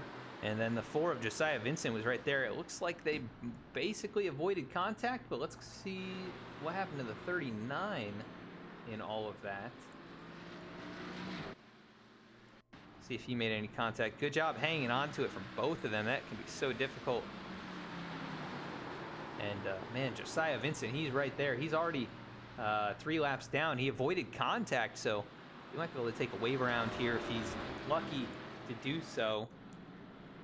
As it looks like a few drivers on the pit road. Actually, 14th on back. Ryan Gemmel going to lead him down. So Gemmel, who's led a lot of laps here tonight. We'll see if he can beat the 81 of Dan Dill. He's going to get some of that damage repaired. He's got left side damage. Didn't see how he got it, but pretty significant there for the number 16 machine, who's led so much of this race after starting on the pole. It's looking like this one could slip away from him as Nick Starling gets rolling here. Going to beat him off the pit road. It looks like Jordan Scheffler as well. And the 28 of Dennis Steele, who's back on the lead lap, that 21 car, or 28 car rather, in 21st position. But AJ Stravato probably didn't want to see that yellow flag. He had started to gap those two behind him. It was 1.2, 1.3 seconds at the time of the yellow flag. And as I said, when we see that 48 car get out in front, it's so hard for drivers to go back and chase him down. He's been so good leading these races, and that is what has led to the 3 race wins out of the first 6 races. But Eric Hutton now going to get a shot at a restart here. We'll see if he can make any kind of move. And now Ryan Gemmel is going to be in kind of the opposite scenario. He's going to have fresh tires, whereas everybody up in front of him on pretty much, much older tires. We'll see if he can climb back up there and fight his way back into contention. It will be very hard, but if anybody can do it here tonight, I think it's that 16 car. They'll just have to be careful in doing so. It's difficult to make it through, but we see Joey Mines cheering on Brett Sommers. Brett up to 13th. He'll be side by side with Dan Dill. Dan going to be the first car on fresh tires in that 14th position. So see what he can do. 20 lap fresher than everyone else in front of him. That's going to be a huge advantage as they head down into turn 3 specifically. Turn 1 and 2, he's going to be kind of boxed in, I think. But 3 and 4, he'll have a shot to make some moves. Yes, sir. AJ Torpedo, as he's so lovingly known as. He's been very quick. Very, very quick this season. 3 race wins in the first 6 races. He's not your points leader, surprisingly. Didn't have a great finish at Bristol, but he has been up in contention in every single race this season. And once again, that is the case tonight. The 48 car gets him going. Green flag in the air. 24 of Pogo doesn't get a great restart. Here comes Eric Hutton, timing it very well. And he's going to send it down into turns 1 and 2, along with Safe Ferris. That 44 car, can he make the corner exit alongside Pogo, who's going to lose 2 spots? And here comes Hatchell and Mullins. And Dan Dill, he's still fighting back here on the outside. He hasn't made up any ground. Still in 14th position. He's sideways on those fresh tires. Got to get the heat back in him. And Ryan Gemmel looking to the inside of Brett Sommers now. This is going to be for 16th. Sommers lost a few spots on that restart, and now Gemmel going to go to the inside of Dan Dill. He'll look to the middle here, 3 wide. The 71 car going to shut the door on him, though, and that's going to put Gemmel stuck in behind these two. At the front, though, it is Stravato and Hutton, and Safe Ferris into third.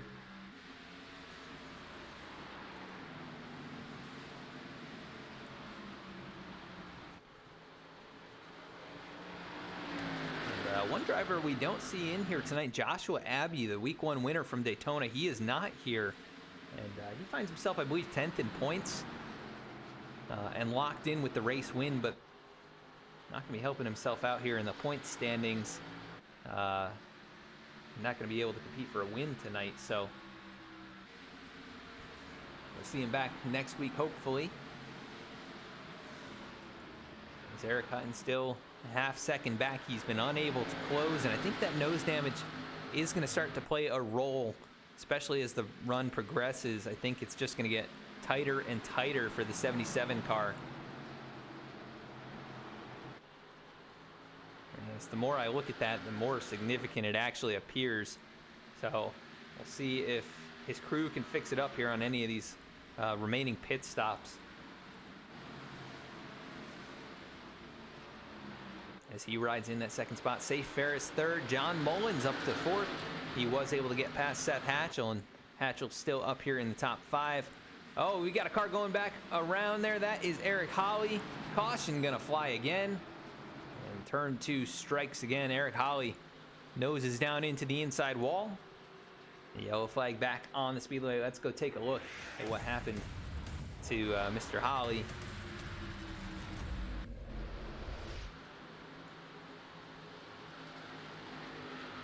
Eric was racing it up with the 71 machine of Mr. Lane Sulfridge. And 25 goes to the middle lane, 71 goes low. I don't know if they made contact. Nope.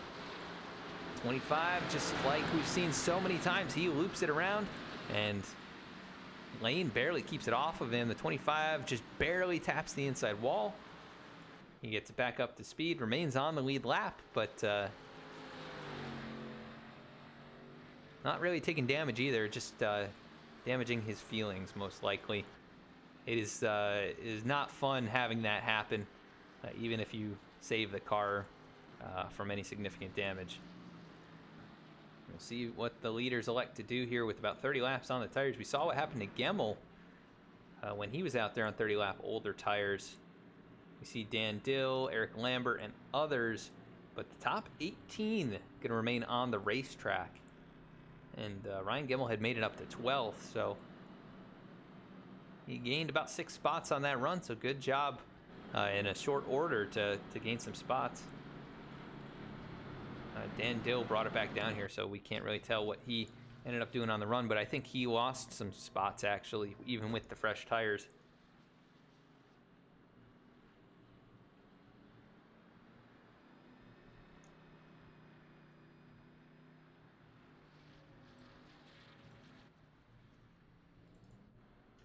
And we're going to cut to another quick commercial break while we work under the caution laps here. So don't go anywhere. We'll be right back with the green flag.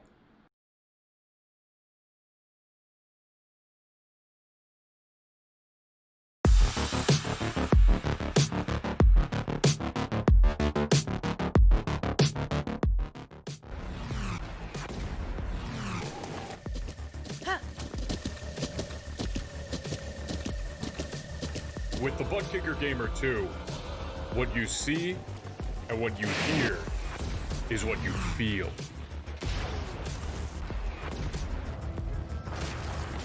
Butt Kicker. The future is feeling.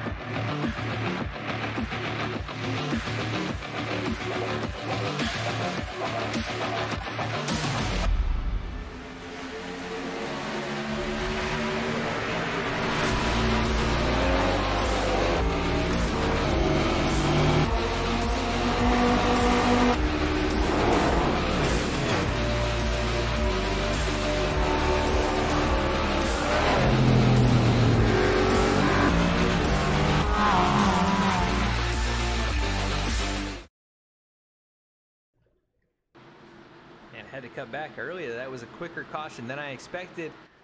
Green flag back in the air as AJ Servato gets him going. Eric Hutton on the outside. He's going to be under pressure straight away from Safe Ferris. That 44 car has really been following the 77 everywhere he goes, trying to take over second spot for the first time tonight. But Hutton, I think, will be able to fight him off here out of turn 2. He will. Here comes Mullins now to the outside as, wow, side by side, about 5-10 rows deep at the back of this field.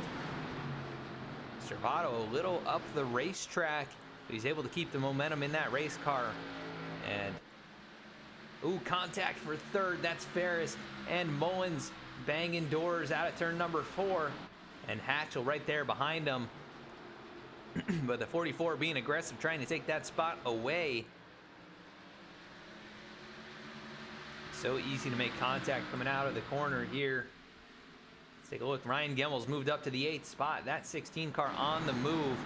See if he can get by Michael Newman this time coming out of turn 4. Big run for the 16. Remember, he's got 20 lap fresher tires than everybody in front of him. And that is going to start to make a difference here. He's 0.3 faster than your race leader.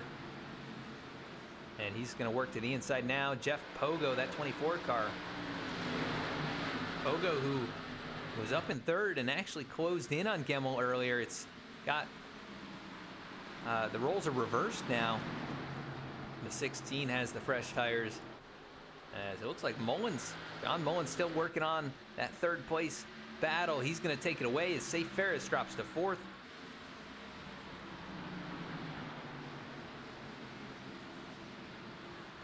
And Joey, it is just on Twitch. We post the race replays over to YouTube, but we do not stream to Facebook anymore. Haven't in quite some time. As Brett Sommers, oh, he's trying to hang on to it. Goes around. Sommers on the backstretch. Does everyone avoid him? I think they do. That was a scary moment as the 7 car, he got the death wiggle coming out of turn number 2. And that's going to bring out another yellow flag, unfortunately.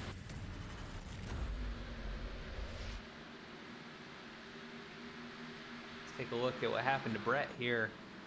Another close call for the driver of the 7, and he is lucky he does not have any damage really on that race car tonight.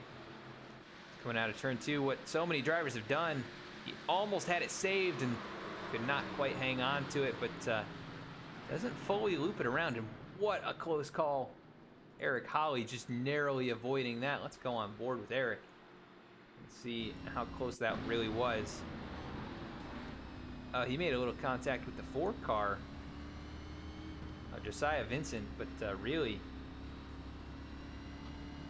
nothing that he could do. Let's get another look at this as they start checking up a little bit. He can see what's happening. He gets into the 14. Josiah Vincent, a little contact there, but man, what a good job avoiding that. That was so close.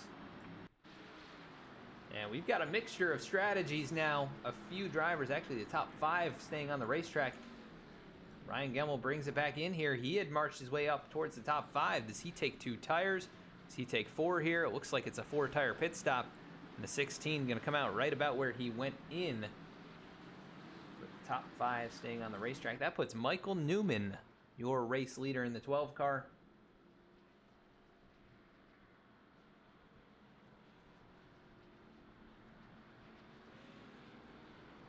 And we'll see if these guys end up bringing it in or if he was just out here to lead a lap and get that bonus point. As Michael Newman looks like he'll remain on the racetrack. Michael comes in. He is 14th in the point standings. Just a few points up on the cut line. So he needs every point that he can get. And leading laps will get you that bonus point. But Eric Holly, after basically just narrowly avoiding that. He's going to remain on the racetrack. He actually only has 9-lap-old tires. And I don't think there's flat spots in iRacing, so I don't think that's going to be an issue.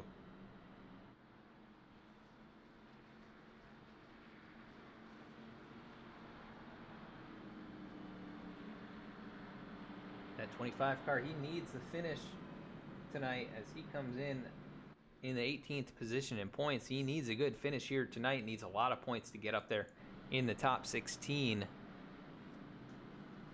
And about a third of this race remaining. He's in good position. He's in 4th spot.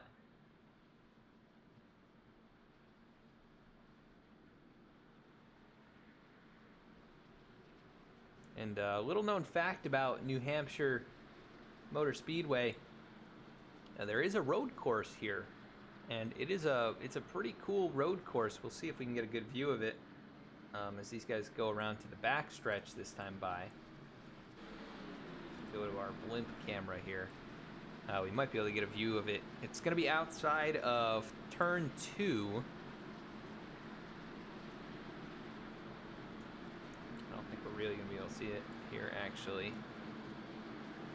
You can kind of see it on the bottom edge of the camera, but basically there's going to be an opening in the wall right there where the drivers actually drive up through, and then they come back into the oval area in that other opening in the wall. It's very interesting.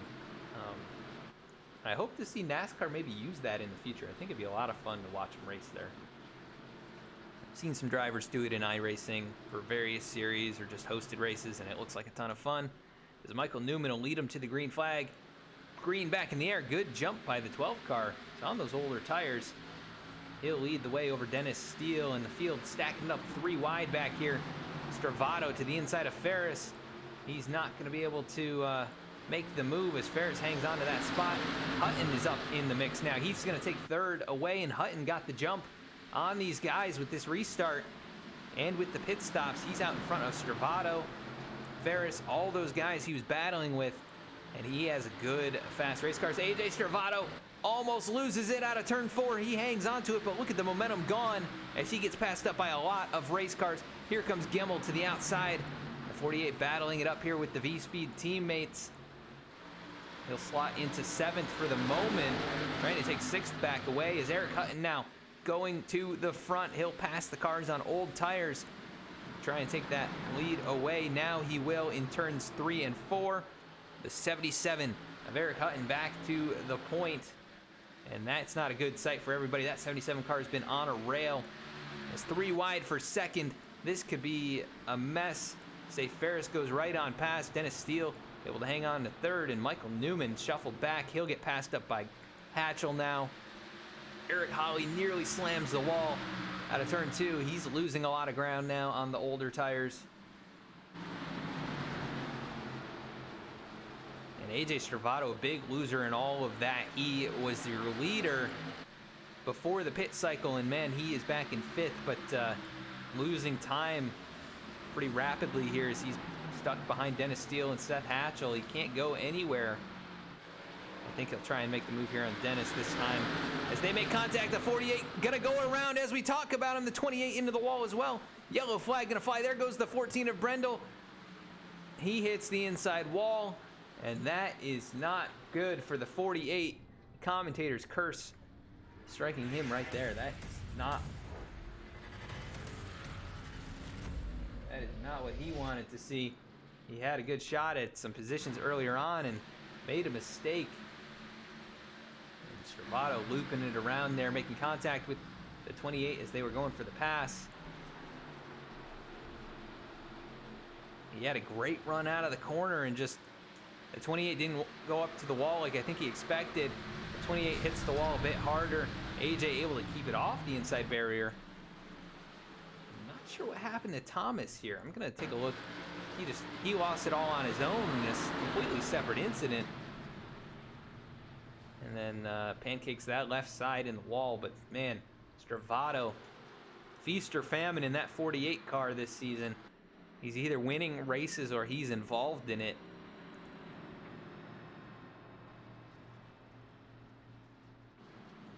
48 car going to go to the back here, and we'll see if he can find his way to the front. He's got 60 laps to do so.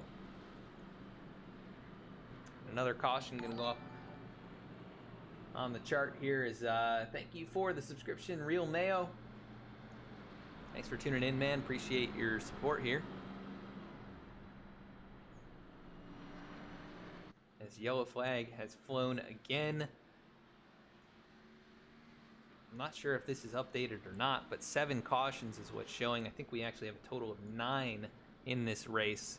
A lot of them coming in rapid succession. We have had a couple nice green flag runs in this race, but none real recently. These last 3 or 4 cautions have come very quickly back to back. See if these guys can get a nice green flag run in, clean up the races and tone down the aggression. I think really the key to doing that.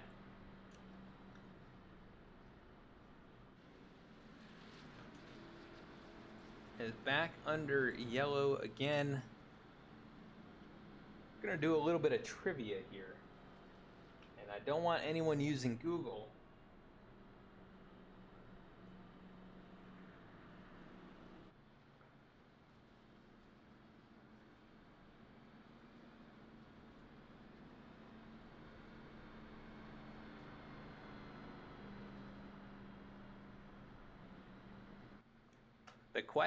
The trivia question for tonight, don't use Google again, is when did New Hampshire International Speedway, or New Hampshire Motor Speedway, open up? When was the opening year? We'll just go by year. We won't get too specific. Give us your guess in the chat, and we're not going to be doing any giveaways or anything for it. It's a last minute thing. But what year do you think New Hampshire Motor Speedway opened up?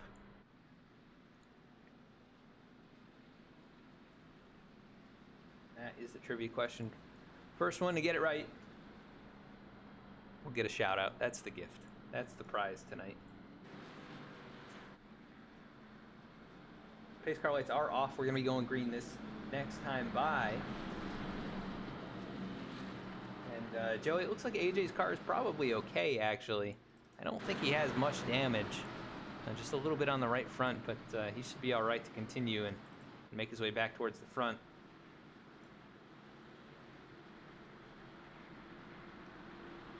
In 1996, that is not correct, but you're not too far off. You're in the right decade. I'll give you that. Derek Hutton, your leader here, he's going to have Safe Ferris, who's very aggressive on these restarts. He tries to time it, gets a good jump, actually one of the best jumps we've seen, but doesn't get up through the gears very well, and the 77 takes over the top spot. Gemmel trying to move back up into the mix here. He's in third, taking that away from his teammate Seth Hatchell. The V-Speed Camaros up here in the fight, just like last week. As Gemmel, who led so much of this race after starting on the pole, he's in third. We'll see if he can make a move on Safe Ferris. That 44 car big, slide down low. Gemmel goes to the outside. This is for second position. And Ryan on a tear here. He knew he messed up the strategy earlier on as he puts a pinch down on the 44. I think he's going to clear him here on the backstretch. Down the back straightaway, he does. And there goes Ferris trying to get up in line. Hatchell dives to the inside now in turn 3. We'll see if Seth can make any kind of move work here out of turn 4. Good run out of the corner. He keeps the power down, keeps it pointed in the right direction. No slide or anything, and they'll go side by side into turn 1. This is much more difficult to make the pass work down on this end of the racetrack. And it looks like Hatchell gonna lose out there. Here it comes. Pogo gonna peek to the inside, and there goes Eric Holly around. Car pointed the wrong direction, and yellow flag gonna fly. How many times have we seen it here tonight? Turn 2 is a killer. It's such a hard corner to get the car out of without looping it around. Let's take a look at what happened to Eric here, if he had any help.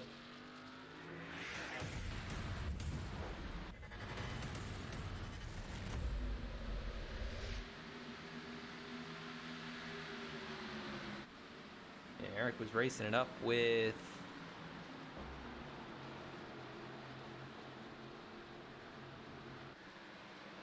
Eric Gallion, and he just loses it on his own. We've seen that a lot. The car slides down into the grass. That didn't used to be a yellow flag, surprisingly, here in iRacing, but they're throwing them now. I'm not sure if that's an admin thrown caution, but it's going to give the 25 a chance to catch back up. But man, it has not been a great night for Eric coming out of turn 2. That's the second or third time he's looped it down there. Not hit anything, but man, that is a confidence deflator right there to do that over and over and not make any adjustment. But just putting the power down too early, that's all that comes down to. He's putting a little too much power down too early. And that 25 car has been quick throughout this race. He's been pretty solid. Very quick lap time in terms of fastest lap. He's up there in the top 5, top 6. So he's got the speed. He just needs to have the patience on the throttle early on as the tires are cool.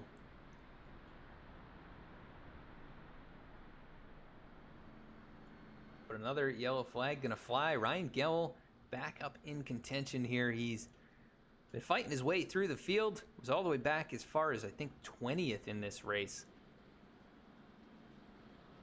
And we'll see if he can get up there and challenge Eric Hutton. Those two have been 1-2 good portion of this race, so it's just flip-flopped right now from how it was for the opening couple runs. And if we don't get the one to go here, I'm gonna get the view of the pace car. I don't think we did, so we're gonna cut to a quick commercial break. We'll be right back with the green flag.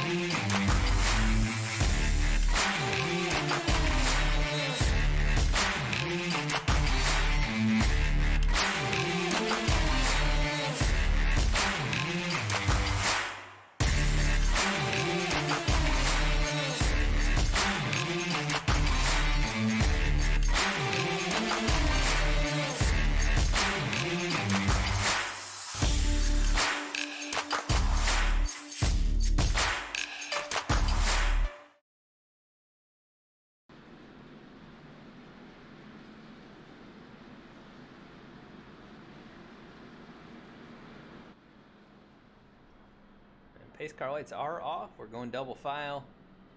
Gonna go green flag, racing once again. It'll be just over 50 laps to go this time. We'll see if we can get a nice run in. It's been basically just 2-lap, 3-lap runs and not a lot of progress made for some of these guys, but that is not the case for Ryan Gemmel. That 16 car, your biggest mover here in the second half of this race. And he has seen it all tonight. He's looking for back-to-back victories. Hutton right there. He's kind of the short track master, it appears. He's been up in the contention for a win in each of the short track races, and he's doing it once again here. A 1-mile racetrack's not usually a short track, but green flag in the air, and he gets a great jump. Gemmel gonna hang on to second, it appears, as Safe Ferris dives it into the corner. He's trying to get alongside here in 1 and 2. He does get to the quarter panel, but I don't think he's going to be able to put the power down too well. But Gemmel gets a wiggle, and that will allow the 44 back inside. They head into turns 3 and 4. Can Gemmel complete the pass here and hang on to second?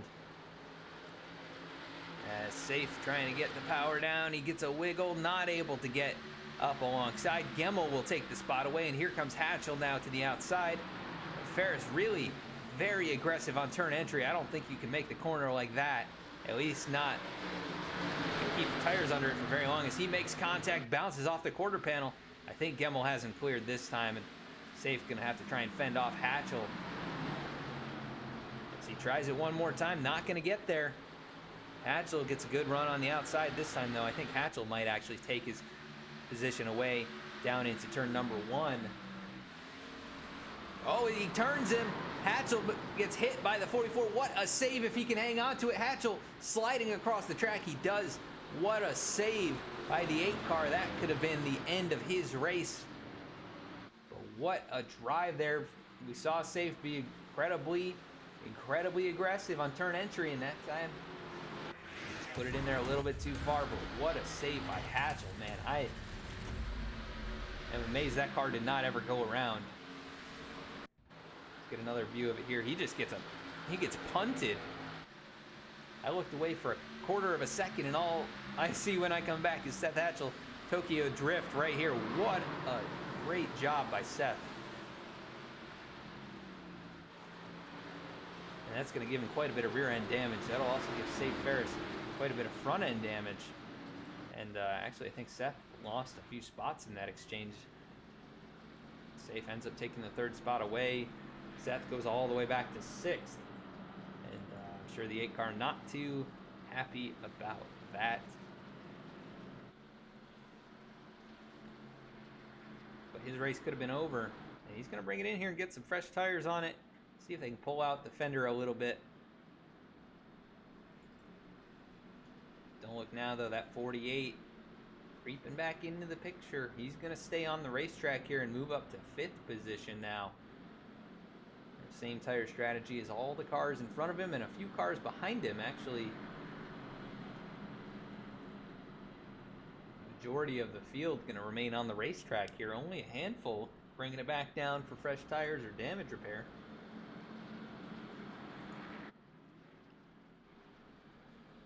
And lucky dog looks like it's going to be Cody Adkins as he tries to make his way around the leader.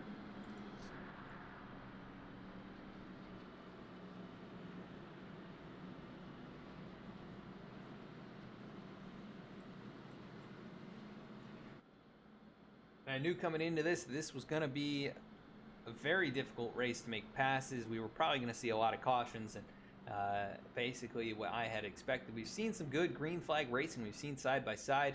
I hope these guys can clean it up here and we can get a nice run to the finish. But these short runs are not helping anybody make up any ground or any progress.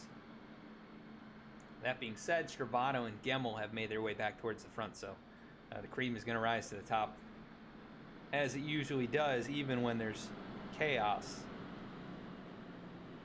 all throughout the field. And I think Safe did get an EOL there.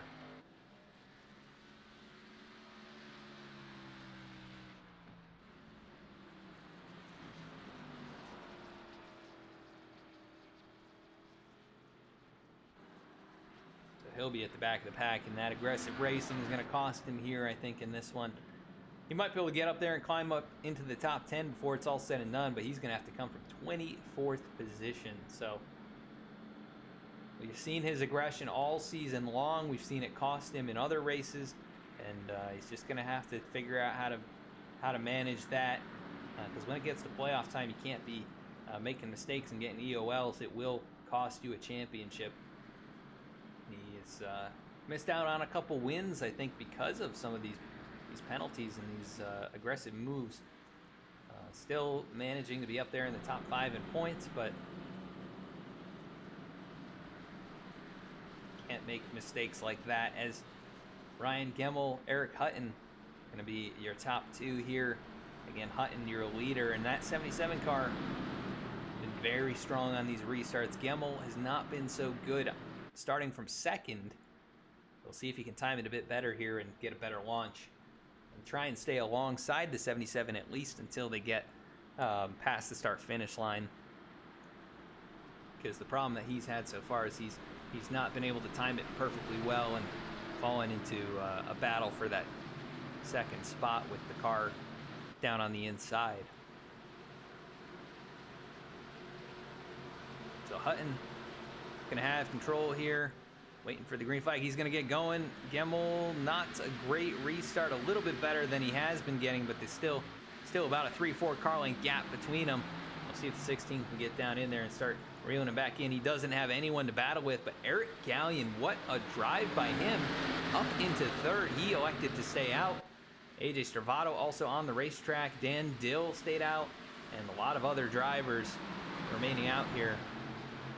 Dan's actually on fresher tires than everybody in front of him. We'll see if the 81 car has anything to get up there and challenge for a podium position. But here comes Stravato trying to fight back for fifth. Looking to take fourth, maybe even third here as he sends it way deep into the corners, trying to get that car underneath him. And he'll battle it out with Eric Gallion here for fourth. Big wiggle there from Alan Dice. That 57 car, he's up here in the 7th position. So good job by Alan to take advantage of some of these yellows and pull on some strategy to get up in the mix. Dallas Sullivan back in the top 10. Lyle Sulfridge in 9th. What a run from him. And then Brett Sommers here in that 10th position, man. He is definitely on it now that the laps are winding down. Someone I'm very impressed with too. Josiah Vincent back on the lead lap. He was 3 laps down, if not more, early on in this race. And he is back on the lead lap, taking wave rounds, taking lucky dogs, and that car is clean as can be. And he was pretty quick earlier on. We'll see if he's got anything to get up there. Chris Wheeler, big slide on turn entry there. Josiah's got to get around him. We'll see if Josiah can get up there and get a top 10 out of this, maybe a top 5. We'll see if he has anything for the leaders even. Dennis Steele into the wall there. Seth Hatchell closing in on him. He'll have to try and navigate his way around with the new tires on that race car. Safe Ferris right here in 14th. He was able to get up past a few of those cars, so he's actually gained 10 positions already in just 5 laps or so. He'll be right behind Jeff Pogo and Josiah Vincent. Pogo on fresh tires as well, so he's actually moved up through the field quite a ways. He'll go to the inside of Chris Wheeler and try and take that spot away. That'll be for 11th position. He'll set his sights on Brett Sommers to get back into the top 10. Is at the front, Ryan Gemmel not able to track down Eric Hutton. The gap is 1 second between those two. Behind them, it's John Mullins, AJ Stravato battling it out for the 3rd position. Stravato trying to get back on the podium, even with the mistake on the backstretch earlier. Oh, and he makes contact. John Mullins gets sent up the racetrack. The 48 went in a little bit too hot, and 64 cut down into him. And that'll send John back to 4th here. A little bit of left side damage, not bad though. And the 48. Aggressive move there is going to get him the 3rd spot. Here comes Dan Dill, Eric Gallion in 5th and 6th. Again, just a great run. Oh, there's contact there. That's Jeff Pogo in the wall. Pogo, who was so quick, so good in this race, he slams the wall. That'll cause some damage. Safe Ferris looked to make a move, but he didn't get the run. Safe actually has some right front damage. That might be from the contact with Hatchell, as it looks like Sommers into the wall there. He's going to drop back to 15th as all these fresh tires make their way past him.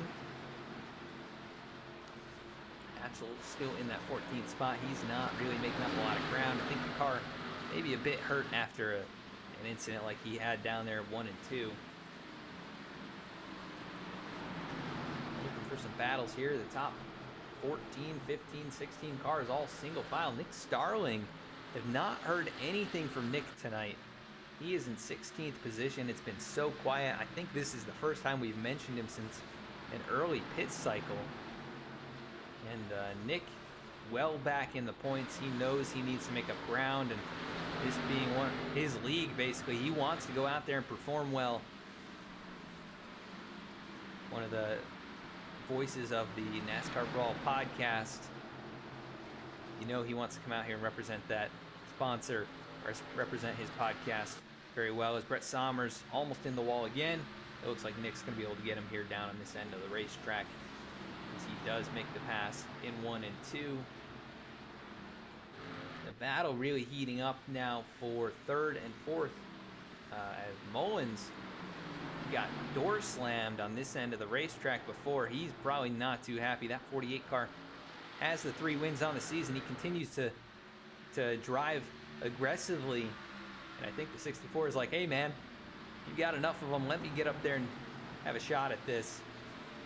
And John has had some good speed tonight. He's obviously very quick. He's sticking right there behind the back bumper, even after getting sent up the racetrack. So look for that 64 to maybe repay the favor here in the coming laps as he goes really deep into the corner, nearly drives into the back bumper of the 48. Able to keep it off of him is back here, Safe Ferris back in the top 10. He's in 8th position. He'll go to the inside of Alan Dice now. And this will be for 7th position. So Safe not hindered too much by the end of the longest line as the 3 car goes around. That is Eric Lambert. I don't think a yellow is going to fly. He was still rolling there. But Lambert loops it. He'll drop to 23rd, 24th now. And we've seen him do that a few times tonight. It's been very tough out of turn 2, and drivers having difficulty making it out of there. Safe Ferris takes that spot away. He'll be up to 7th now. Here comes Pogo, who hit the wall. He'll bring Seth Hatchell and Josiah Vincent with him. They're trying to make their way around Dallas Sullivan, who's on much older tires. The 6 car goes way up the racetrack. That'll make it 3 wide here. Hatchell down low. Josiah Vincent backs out of it. And the 8 car going to take over the 10th position. So Hatchell making some progress now after keeping the tires cool in the early laps of this run. And AJ Stravato running for his life. He sees an angry John Mullins behind him. I think he's just trying to keep a car length or 2 at least between them. And he's got Ryan Gemmel right there in front as a benchmark too. Gemmel's been very quick. And not able to keep up with Hutton though. Hutton now 2.5 seconds up the road. He is absolutely driving away with this. That 77 car showing his short track powers, prowess rather. As laps winding down, caution gonna fly. The 6 car, that is Dallas Sullivan. And that car with some damage. He'll hit the wall getting looped around, but not what Dallas needed here. And such a good run early on in this race. He said he's had trouble finishing them. Just needed to make it to the end, and he has some damage now, that is for sure. Gotten passed up, I think, running about 13th position or so at the moment of this incident. It's the 70 car went to the inside. That is Lyle Sulfridge trying to make the pass on him. And then going down into 1 here. 70, wow, it was not Dallas's fault at all. I don't know what happened. That 70 car just missed the mark big time. Let's go to a different view. That is so unfortunate. I don't think there's contact between Nick and the 70. But man, Dallas got the worst of that. That is for sure. That car, heavy damage all around. He's going to struggle to have that up to speed, I think.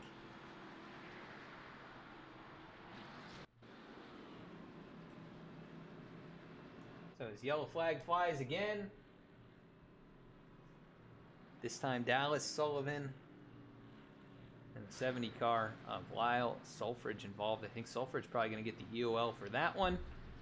And we've got a mix-up now at the front. Safe Ferris remains on the racetrack along with the top 4, 5, 6, 7 cars on the racetrack. John Mullins wins the battle off pit road. He takes 2 tires. And he'll lead Eric Hutton, Ryan Gemmel, AJ Stravato, and others. But this could be the call of the race for those guys at the front, or it could be the call that loses the race for those guys. We'll have to find out here. Just 28 laps remaining next time by.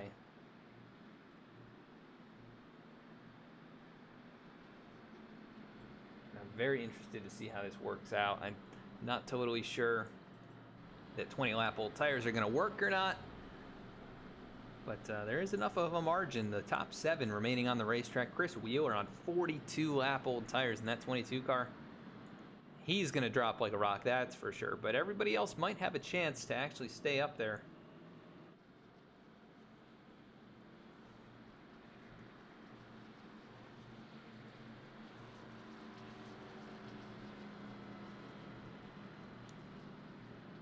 We'll see if Dallas was able to get back on the racetrack. Looks like he is back out here at 36.5-second pit stop. And I think he's going to have some words here with the 70 car. Probably not very happy. I mean, Dallas was up there shooting for a top 10 finish. I know Lyle had a good run going as well. But, man, those cars are beat up. That is for sure. That 70 car has some heavy damage all around it now. I'm not sure if he actually... Maybe there was some repayment that we didn't see. I don't know what happened with the 70. I don't think he might have looped it separately. Pace car lights are off. We're going to be going green next time by. And this is going to be very interesting. Some cars on 21 lap old tires. Some on older than that. And then John Mullins on 2 tires. He'll be in the outside lane in the 8th position.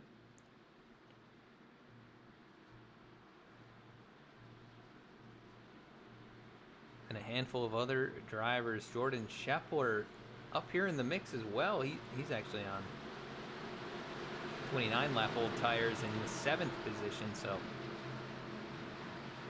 can Ryan Gemmel get past Eric Hutton? Can he get out in front of these guys and then try and chase down the leaders? Is Safe Ferris. We saw him bring out a caution not too long ago. He gets a good jump here. Green flag back in the air. The 44 out in front. Seth Hatchell looking to try and take 3rd position away on this restart. He will drive up in front of Nick Starling and take over that 3rd spot and set his sights on the 24 and the 44 who sent him around earlier. And I think possibly some contact back here. It was 3 wide for a moment. That 13 car dropping like a rock. Here comes the 77 of Hutton. The 16 of Gemmel is now. They work up to the back bumper of the 22. Mullins, remember, he's on 2 tires here, and the 22 of Wheeler going to send it in the middle. Gemmel on the outside, he's going to get a piece of it. That's going to send Mullins around. Others going to get involved in this. Eric Lambert, nowhere to go. He'll get right into the door of the 64 machine, and that's about how I expected that one to go as well. Drivers on old tires. That 22 car on the oldest of them, I don't know what he was doing driving down in the corner like that, but it was not going to stick. Chris Wheeler, the 22 car, dives it down to the inside. Gemmel was right there. Mullins was right there. Gemmel went to the outside. Wheeler either missed the braking point or just got too hard on the brakes, but man, that 64 car goes around and then gets slammed by the 3 car. Take a look at it one more time. A little closer angle. See the 22, man, he just misses the corner, sends it down in, just tags the 64. Gemmel gets the piece of it there, and then close call for Timothy Emanuele. Good job avoiding that. Let's go on board with him.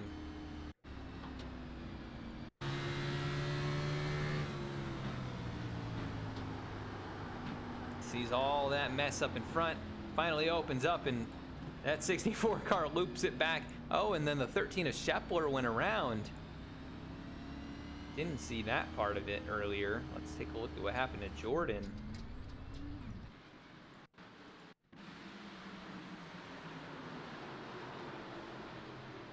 He went to the outside. He got tagged by Wheeler as Wheeler kind of came up. And, ooh, wow, he's lucky nobody got into him. That was close for Jordan. He goes to the back of the pack as well.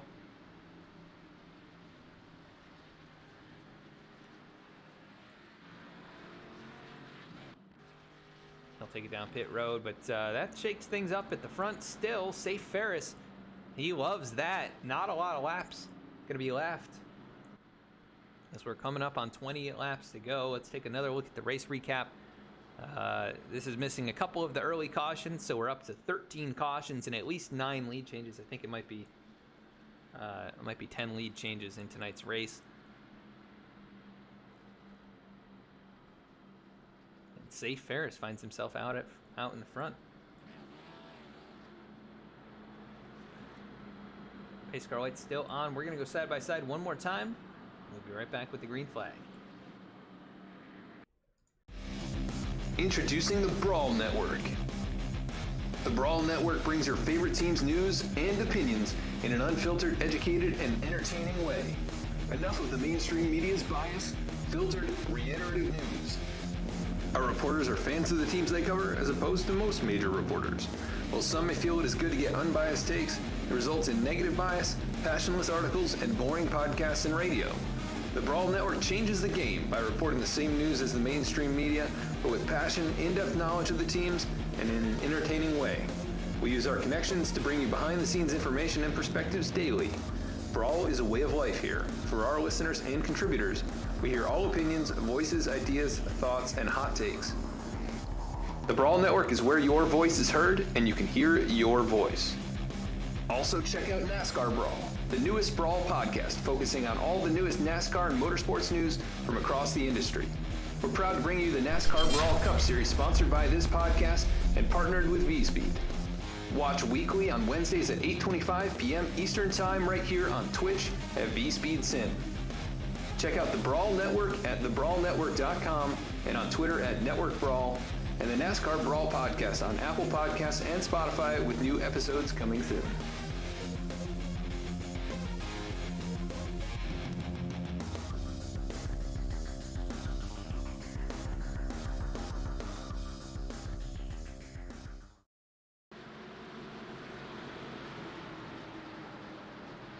It'll be 20 laps to go to the end of this race. Safe Ferris, Seth Hatchell, Jeff Pogo, Nick Starling, your top 4 on old tires. The top 5 on old tires, actually.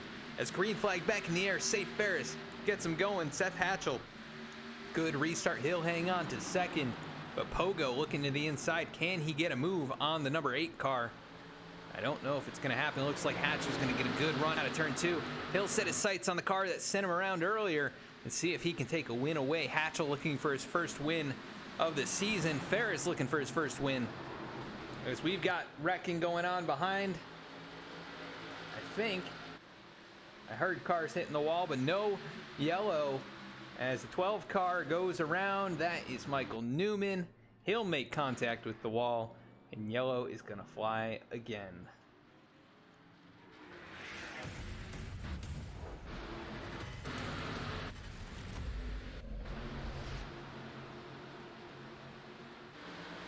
Let's see what happened to Michael here.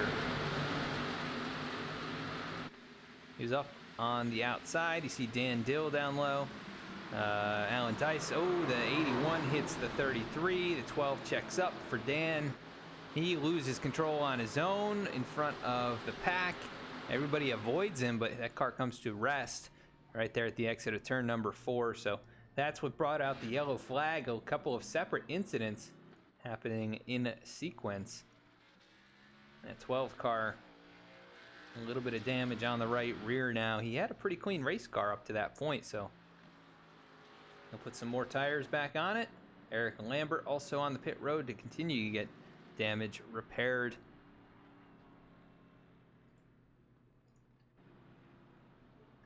It has been a messy second half to this race. The first half was pretty good. We only had a few cautions, and they have been piling them on here in the second half. Obviously, laps winding down. People want to get going, but can't win the race if you aren't finishing the race, is always my mentality. You got to make it to that checkered flag. And Joey, it is a bit disappointing because I want to see these guys perform well, right? You want to see the drivers have the chance to get out there and run some green flag laps. And I know how frustrating it is as a driver just to run under yellow, right? It feels, you get bored out there, right? I'm sure you guys aren't too excited there in the crowd, but I do appreciate everyone sticking around through this broadcast, especially with everything going on tonight with the truck race, the NFL game, and lots of other big streams going on here on Twitch. It means a lot that you have sat down and watched through this whole thing. We've maintained a pretty good amount of viewers tonight. We've got a few followers. Thank you so much for all of that. And if you guys are interested in checking us out on other social media outlets. You can find us on Facebook, Instagram, and Twitter, where we post race announcements before each and every broadcast, as well as some other interesting automotive and racing content. We post some fresh paint schemes and some other things we're working on over there. And we've got some announcements coming up soon for another league we'll be bringing to you on Wednesday nights for just a couple of months here at the end of this year. So keep an eye out for that, and we'll be announcing that here probably in the next 2 to 3 weeks. So definitely watch out for that. And also check out the race replays over on YouTube. We'll bring up the link for that again here. It's V-Speed, or you can also type in V-Speed Media. You'll be able to find it either way. If you go to YouTube, you can find all the NASCAR Brawl Cup Series races over there. And some very exciting ones this season. Basically exciting finishes in every single race. I think tonight is going to be the same thing. It's going to be between a couple drivers that probably have a little beef from tonight's event. And maybe even other events. I'm not sure if these guys had gotten tangled up in any other race, but they definitely have been tangled up here tonight with the 44 and the 8 of the two I am talking about. As pace car is going to head into pit lane here. Ferris gets him going immediately. He jumps right on the loud pedal. That's not going to be good for Seth Hatchell, as he's already under fire. Jeff Pogo down on the inside. And can the 24 make anything happen here? Hatchell got through the gears very well. And then Eric Hutton, who's on much fresher tires, he's right on the back bumper. I think if that 77 gets clear and up into second, man, he is going to chase down the 44 car, but he's blocked in right now, nowhere to go. And we'll see what he can do here as he works to the outside of Pogo. The 8 car of Hatchell, though, just not able to get moving, but he does clear Pogo. Now here comes Hutton. He'll go to the inside. Oh, almost the same mistake that Safe Ferris made as yellow flag flies. That's the 14 car of Thomas Brendel going around. That 14 car, we haven't talked about him much. He was involved in an early incident, and now looping it here on the front stretch. Let's go see what brought this one out.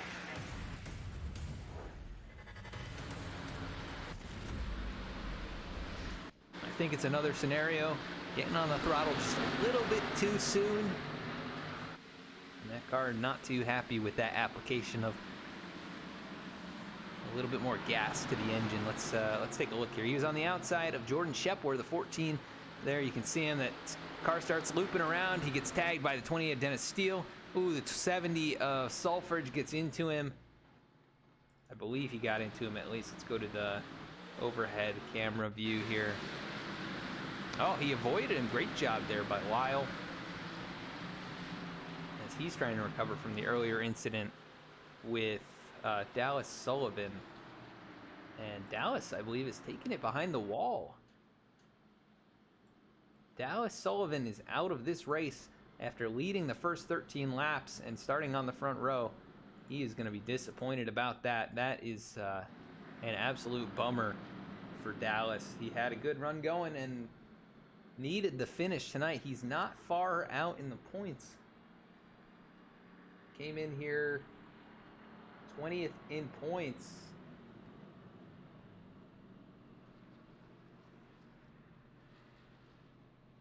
Just 12 out of the transfer spot into the playoffs, and he is not going to gain any of those points tonight. He'll actually gain, it looks like he'll gain a point on Jordan Brockle, but he needs a lot more than that. He did lead some laps, so he'll gain another point there, but I think Jordan also led a lap under the pit cycle earlier on in this race, so we'll have to see how things shake out headed into next week. And we have 3 more races following this before we head to the playoffs, and we're going to have the All-Star race in a few weeks as well, so that'll be a fun one. But next week is at Chicagoland. The week after that will be Talladega, and then the week after that it will be Charlotte. So you're not going to want to miss any of those. Those will be a lot of fun to watch, and hopefully a bit cleaner than tonight's race. Some good sponsors presenting those ones. as well. And then the All-Star race is going to be on the 7th of October, so that'll be a Wednesday night. And then the following night, it is going to be the start of the playoffs at North Wilkesboro, where they're going to be opening it up with a throwback event. So that will be awesome. Really looking forward to that one.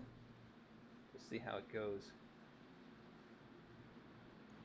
But yellow flag is out again. Let's take a look at the race recap. Again, this is displaying inaccurately because we had to restart the overlay. And we're up to 15 cautions. And I believe still at right around 10 lead changes. So it's been messy. We had, I think, 3, maybe 4 cautions in the first 100 laps. And then it's just been caution after caution here in the second half.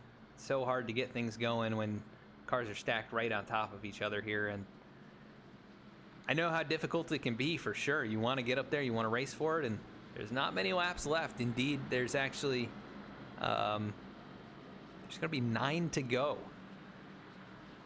when we get this restart. 9 laps. And we've got the first race winner in the lineup here tonight. He is in 6th.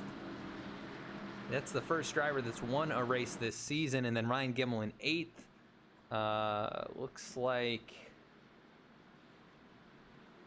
Oh, actually, that is not true. Jeff Pogo is in 4th. I missed Jeff's car because he's got a new paint scheme on there, but he is in 4th. And then we've got a winner in 6th. We've got a winner in 8th. So all of those 3 in a line are race winners, but nobody in the top 3 has won a race here. We'll see what they can do as the 44 of Safe Ferris takes the outside line. Hatchell goes to the inside, and he gets an okay restart, but he's going to be under fire, and this is not the preferred lane. As they head down into the corner, Seth's going to have to work to try and clear the 24. It doesn't look like it's going to happen. He gets a little tap from the back bumper. Here comes Hutton. He's going to continue to put pressure, and there's contact. They're going to go around Hatchell. Hutton into the barrier. Yellow flag not going to fly. What a bad mistake from those two. The points leader and Eric Hutton, who had the speed. Here comes Stravato on the fresh tires. Can he get up there? 8 laps remaining. Can he go and win his 4th race of the season? Here comes Gemmel as well, right behind him. Gemmel, a big run. He's going to go to the inside of both of those guys. He'll get the pass done on Pogo, and those two set to track down your race leader, Safe Ferris. His car's bouncing off the wall deep in the field. Things just got interesting. The 44 car, he's on 40 lap old tire. Stravato 21 laps on those Goodyear Eagles, but yellow flag flying. That's the 14 car again. Brendel going around in 3 and 4. Oh my, this is going to be very, very interesting. Did he get sent? I think he got help. Racing it up with Eric Lambert here. I think he let the 3 car go. No, they were side by side. Let's see what happens here with Thomas. They go into the corner. Eric Lambert slides up the racetrack a little bit, gets in the back of Thomas, and then the 2 cars at the back here, Seth Hatchell and Eric Hutton, were making their way past. So that is what brought out your yellow flag. And man, I got a feel for those two, Hatchell and Hutton. It was stacking up Hatchell on the older tires. He had nowhere to go, or nothing he could have really done. He was as high up the racetrack as possible, side by side with Jeff Pogo, and then Hutton made it 3 wide, and it did not work. And they both went around. Hatchell going to end up in the lower half of the top 20, so... or he could very well end up in the lower half of the top 20. It's not over yet. He's still got some laps. He can make up a few spots, and they could still get to wrecking up here. As Ferris, this is not what he wanted to see. I think he could have held on to it with a few laps remaining, even though those 2 guys behind him have about 20 lap fresher tires. I think it's still possible he can win this thing, because it's not like theirs are brand new. They've got 23 laps on them.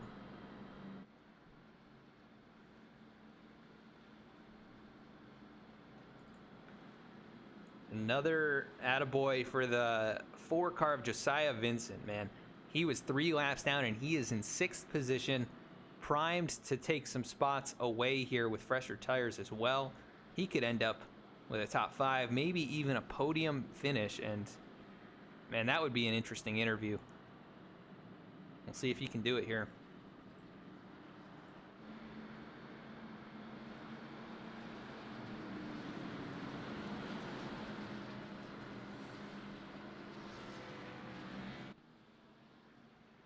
But pace car lights are still on.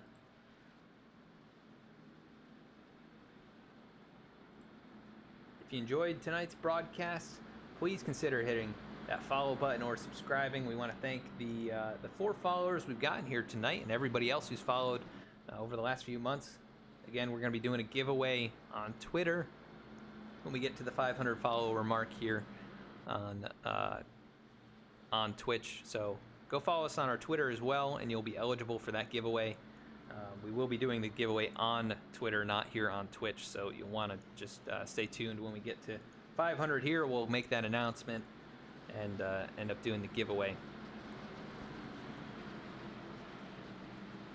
And if you have enjoyed the racing, if you want to support the NASCAR Brawl podcast, the NASCAR Brawl Cup Series, check out some merchandise over on the B-Speed shop.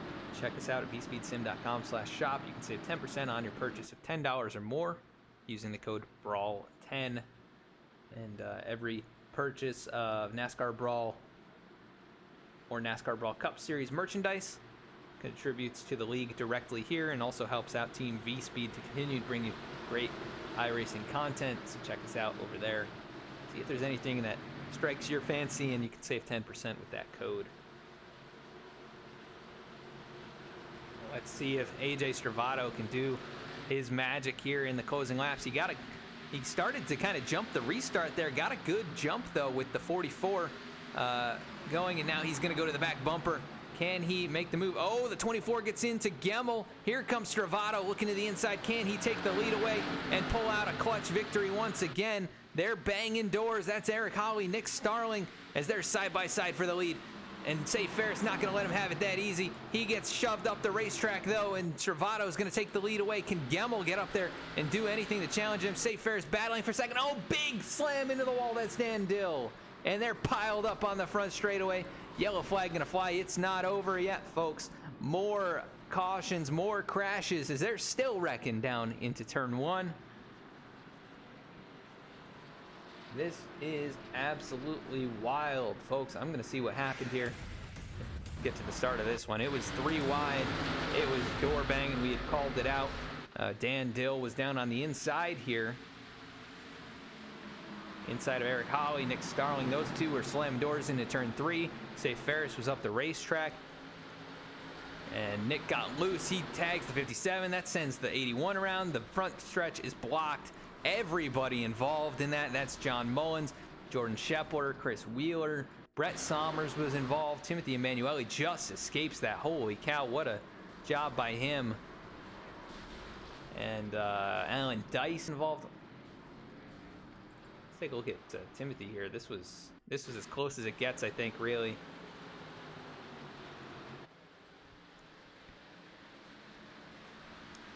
Just inches there, as you can see the 71 machine of Lane Sulfridge also heavily involved. 28 of Dennis Steele gets it woed up. Seth Hatchell able to get it woed up. And Eric Hutton is back there. Don't forget the 77. These guys will gain a few spots because of that. I think the guys who got involved, some of them will have to bring it in. They may not be able to make it to the end, or they might have a meatball flag actually.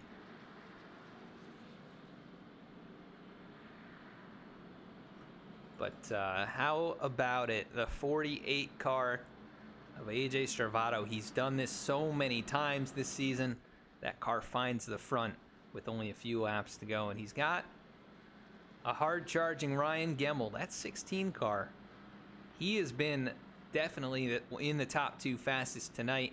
He's got some rear-end damage. He got tagged by the 24 on that last restart. And he has been all through the running order, along with AJ. I mean, I don't think there's any car in this race that has not been at the back or at the front at some point in the event. So this is how it shakes out. AJ Stravato finding the front again, and it will be a green-white checkered finish here in overtime. So absolutely wild, absolutely chaotic. And yet in the chaos, the 48 car somehow finds the front. We'll see if he can hang on to it here for another restart.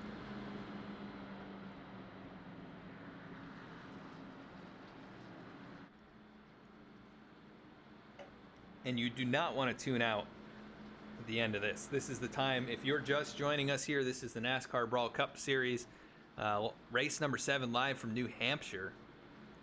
And after tonight's race, there will be 3 more races before we head to the playoffs. It's a 10-race regular season and 10-race playoffs. So pretty cool split.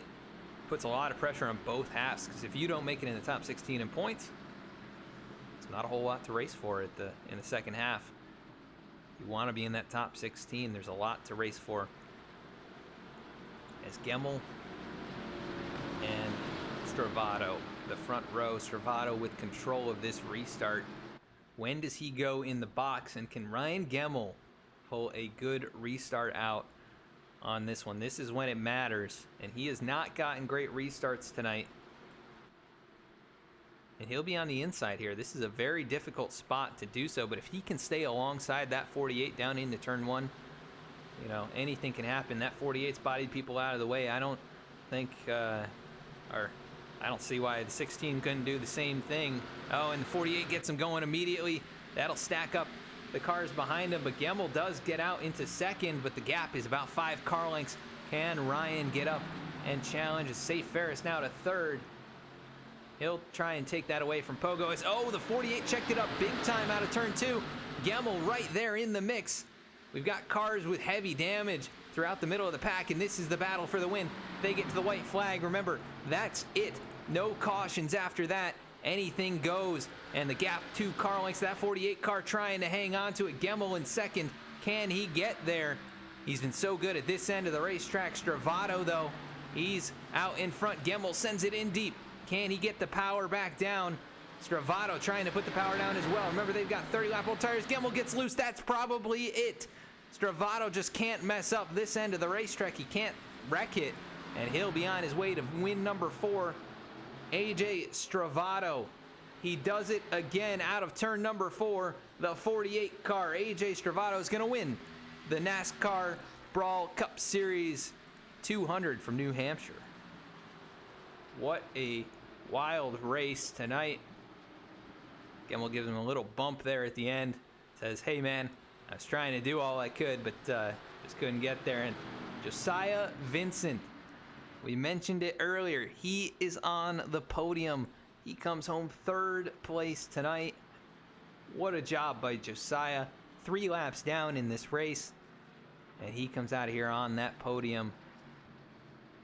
Big, big congratulations to the top 3. Definitely a good race tonight, and not a new winner. Nobody locking themselves in as Stravato wins it here at New Hampshire.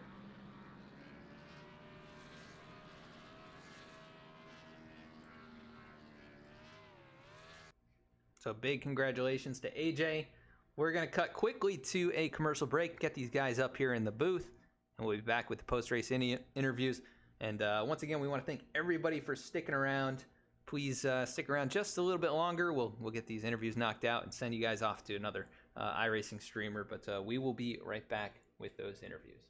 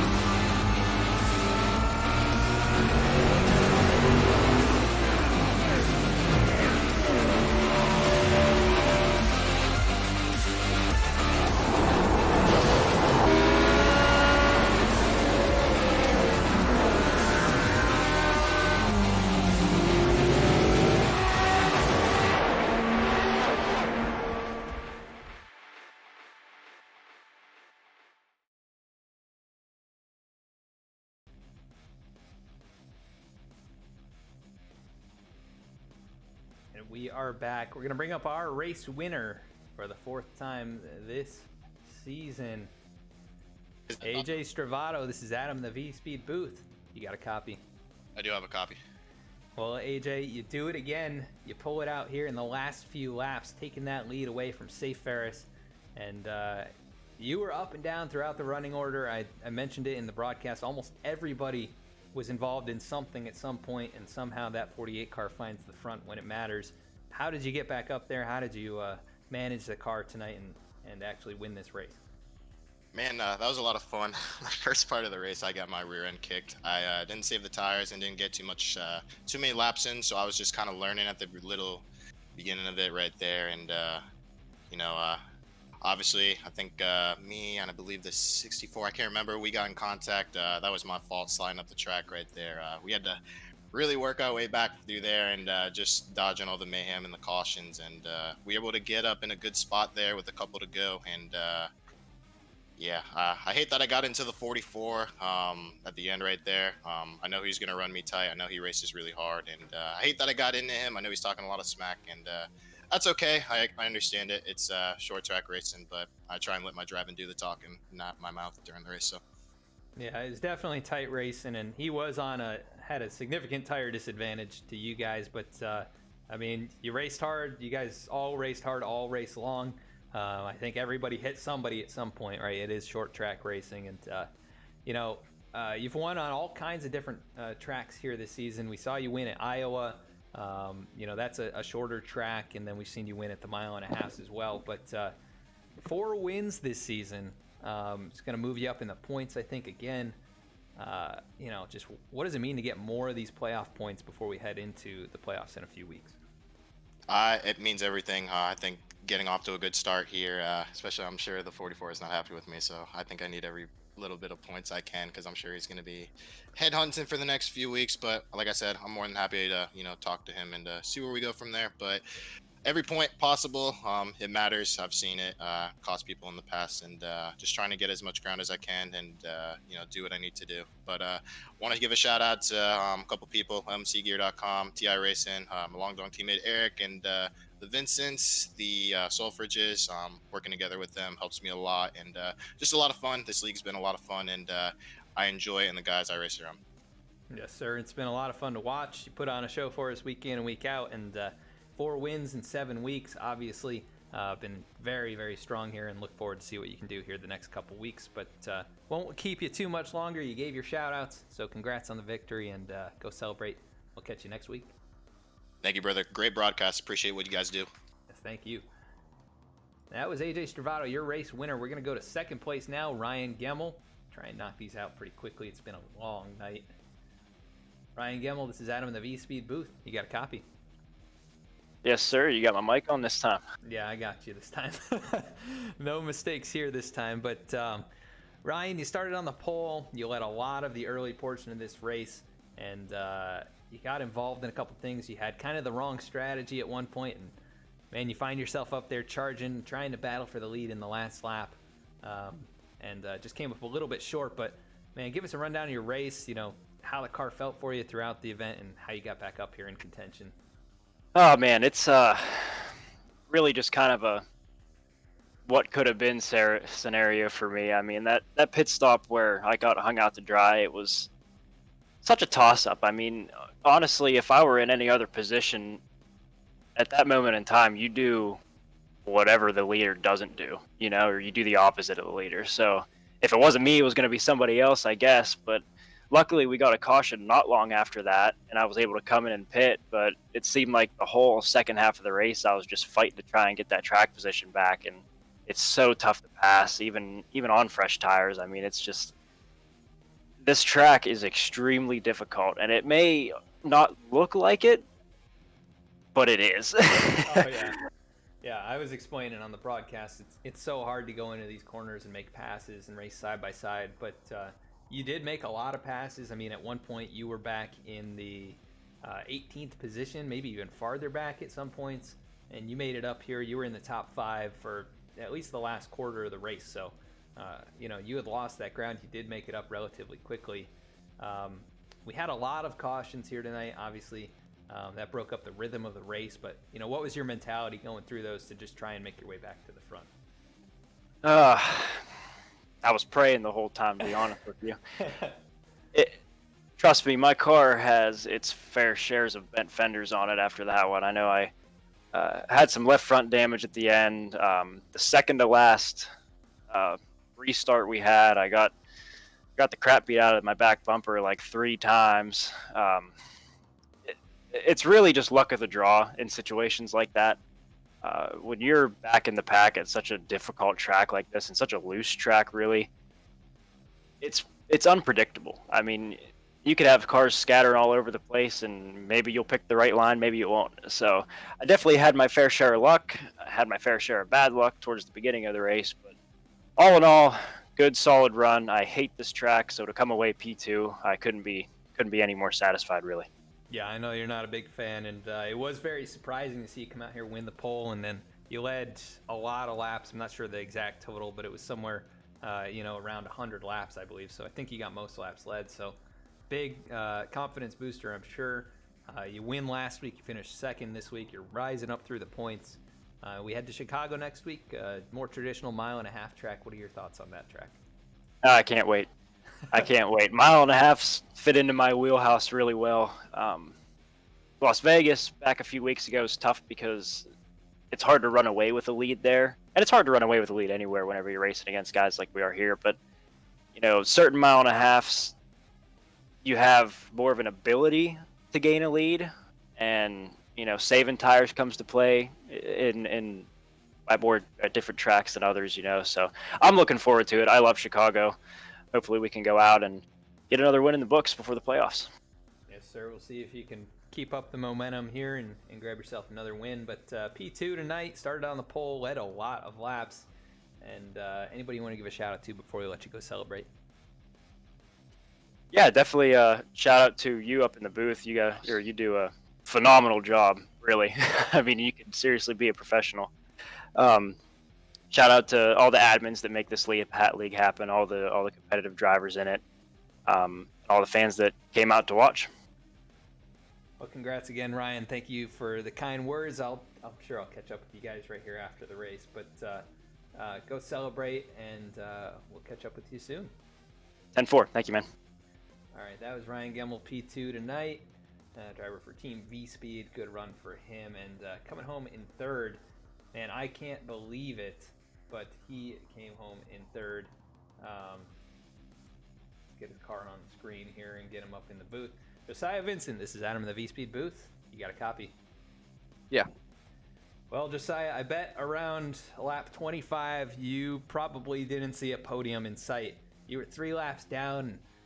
I don't know how you did it, man, but you got up here. The car is probably the cleanest one on the racetrack as well, and you come home in third place. Give us your feelings on how you did that and just, what it took to overcome. That was a pretty frustrating start. It's always frustrating when you have server issues or something and start the race on a handicap pretty much. But, yeah, I'd say within the first 20 laps, like you were saying, I was hoping for maybe a top 20, top 15 at best, but just try to keep my nose clean and try to keep an extra set of tires in my pocket because I had a feeling towards the end of the race I was probably going to get a lot of caution. So just try to take care of the car and try to be there for the end, and it almost worked out. Yes, sir. And we had taken a note that you got back on the lead lap at one point. I think it's probably around 120. You were like 12th position, and then you were like 8th position, constantly moving forward. And the car was clean as could be. You've had great finishes this season. You ran really well. On some of the other short tracks, some of the 1.5 miles as well. So you've been good almost everywhere, and you're going to probably move up in points a little bit because of this, as you came in 4th and you beat all the guys that are in front of you. So, how does it feel to have that momentum as we're closing in towards the end of the regular season? And you think you can capture a victory maybe next week? I mean, it feels pretty good. I think consistency has always been my strong suit, more so than raw speed and wins. But I definitely want to go for a win. That way I don't have to really think about anything when it comes to the playoffs. But just got to keep doing what I'm doing, and eventually I think the wins might start coming my way. But, yeah, so far I'm pretty pleased with the way things are going. Yeah, you come in 5th in points. I think you'll probably exit out of here either 4th or 3rd. So, obviously, Very, very strong this season, and that showed just by your perseverance here tonight. Now, just continuing to run it out, a lot of people would give up, if they fall a few laps down. So definitely good mentality to have, and obviously had the speed too. So you come home P3. It doesn't say where you started here on my screen. I think we had a connection problem in the middle of the race. So either way, you had to come from the back. You come home third. I think I started on pit road like 28 or something like that. 3 laps down is where I started. There you go. So you had the biggest challenge to overcome, biggest mover for sure. Anybody you want to give a shout out to before we let you go celebrate? I'd like to thank Nick and the guys that do this series. They're at NASCAR Brawl. I'd like to thank you and V-Speed for giving us a broadcast. So you guys do great work, and I enjoy watching it. Awesome, Josiah. Well, congrats on P3. Way to overcome tonight, and we look forward to seeing what you can do next week at Chicago. All right, thanks, man. Appreciate it. Thank you. That was third place, Josiah Vincent. And once again, your winner tonight, AJ Stravato. He's burning it down on the screen there. And he burns it down for the 4th time this season, winning tonight at New Hampshire. What a race. Craziness all throughout. Let's take a look at our final results to see where your favorite drivers came home tonight. We ended up with right around 20 cautions. That doesn't show the final 2. Or that may actually show all of them. So 17 cautions, 11 lead changes, and AJ Stravato comes out on top. The closer, we could probably start calling him that here. He's also called the Torpedo, and he is really making a name for himself in this league here, the NASCAR Brawl Cup Series. He wins again. Ryan Gemmel finished 2nd after winning last week. He comes up just a little short after a late race battle. Josiah Vincent charges from 3 laps down in 28th position to finish 3rd. What a race by him. Still incredible that he got up there on the podium. Safe Ferris up and down through the standings. He was penalized. He was spun. He was all over the place. He comes home 4th. Good run by him, and that'll definitely help him in the points as well. Jeff Pogo, winner a few weeks back. He gets top 5. Eric Hawley gets much needed points in 6th. Timothy Emanuele, another solid run in the 7th position. Eric Gallion finishes 8th. A good run for him. Jordan Scheffler ends up in 9th. He was nowhere to be found for most of this race, and he ends up with the top 10. Great perseverance there as well. Lyle Sulfridge ends up with the top 10 in that number 70 car. Good run for him. Lane Sulfridge comes home in 11th. Michael Newman finishes 12th. Chris Wheeler 13th. Eric Hutton, so strong in this race, he comes home at 14th. 15th was Dennis Steele. 16th was Thomas Brendel. 17th, Alan Dice. 18th was Nick Starling. 19th, Eric Lambert. Rounding out the top 20, definitely going to be disappointed. Your points leader, Seth Hatchell, finishes in that 20th spot. 21st was Cody Adkins. 22nd, Brett Sommers. 23rd was John Mullins, who also ran very well. 24th, Dan Dill. 25th, Dallas Sullivan. Disappointment from him, I'm sure. Jordan Brockle finishes 26th. Zach Smith in his return finishes 27th. And Justin Carey rounding out the field here in 28th position tonight. I want to thank you so much for tuning in here and sticking with us. Quite a long race, over 3 hours this broadcast, or right around 3 hours rather. We had the connection problem, and we appreciate everybody that stuck around for everything tonight. If you enjoyed the broadcast, please consider hitting that follow button or subscribing. Once again, you can save up to 30% on your subscriptions this month, being September. So hit that subscribe button if you're interested. It means a lot to us. You can also find us on all of these social media outlets. We'll be posting this race up on YouTube within a week. You can check out all the race replays over there from the last 6 races as well. Find us on Twitter, Instagram, and Facebook, where we post race announcements, as well as other interesting automotive and sim racing content. So check us out over there. And we are going to raid Mr. David Schildhouse if he is still online. Looks like he is, so stick around and jump in with the raid, and let's say hi to Mr. Schildhouse. So appreciate it once again. Everybody have a great night.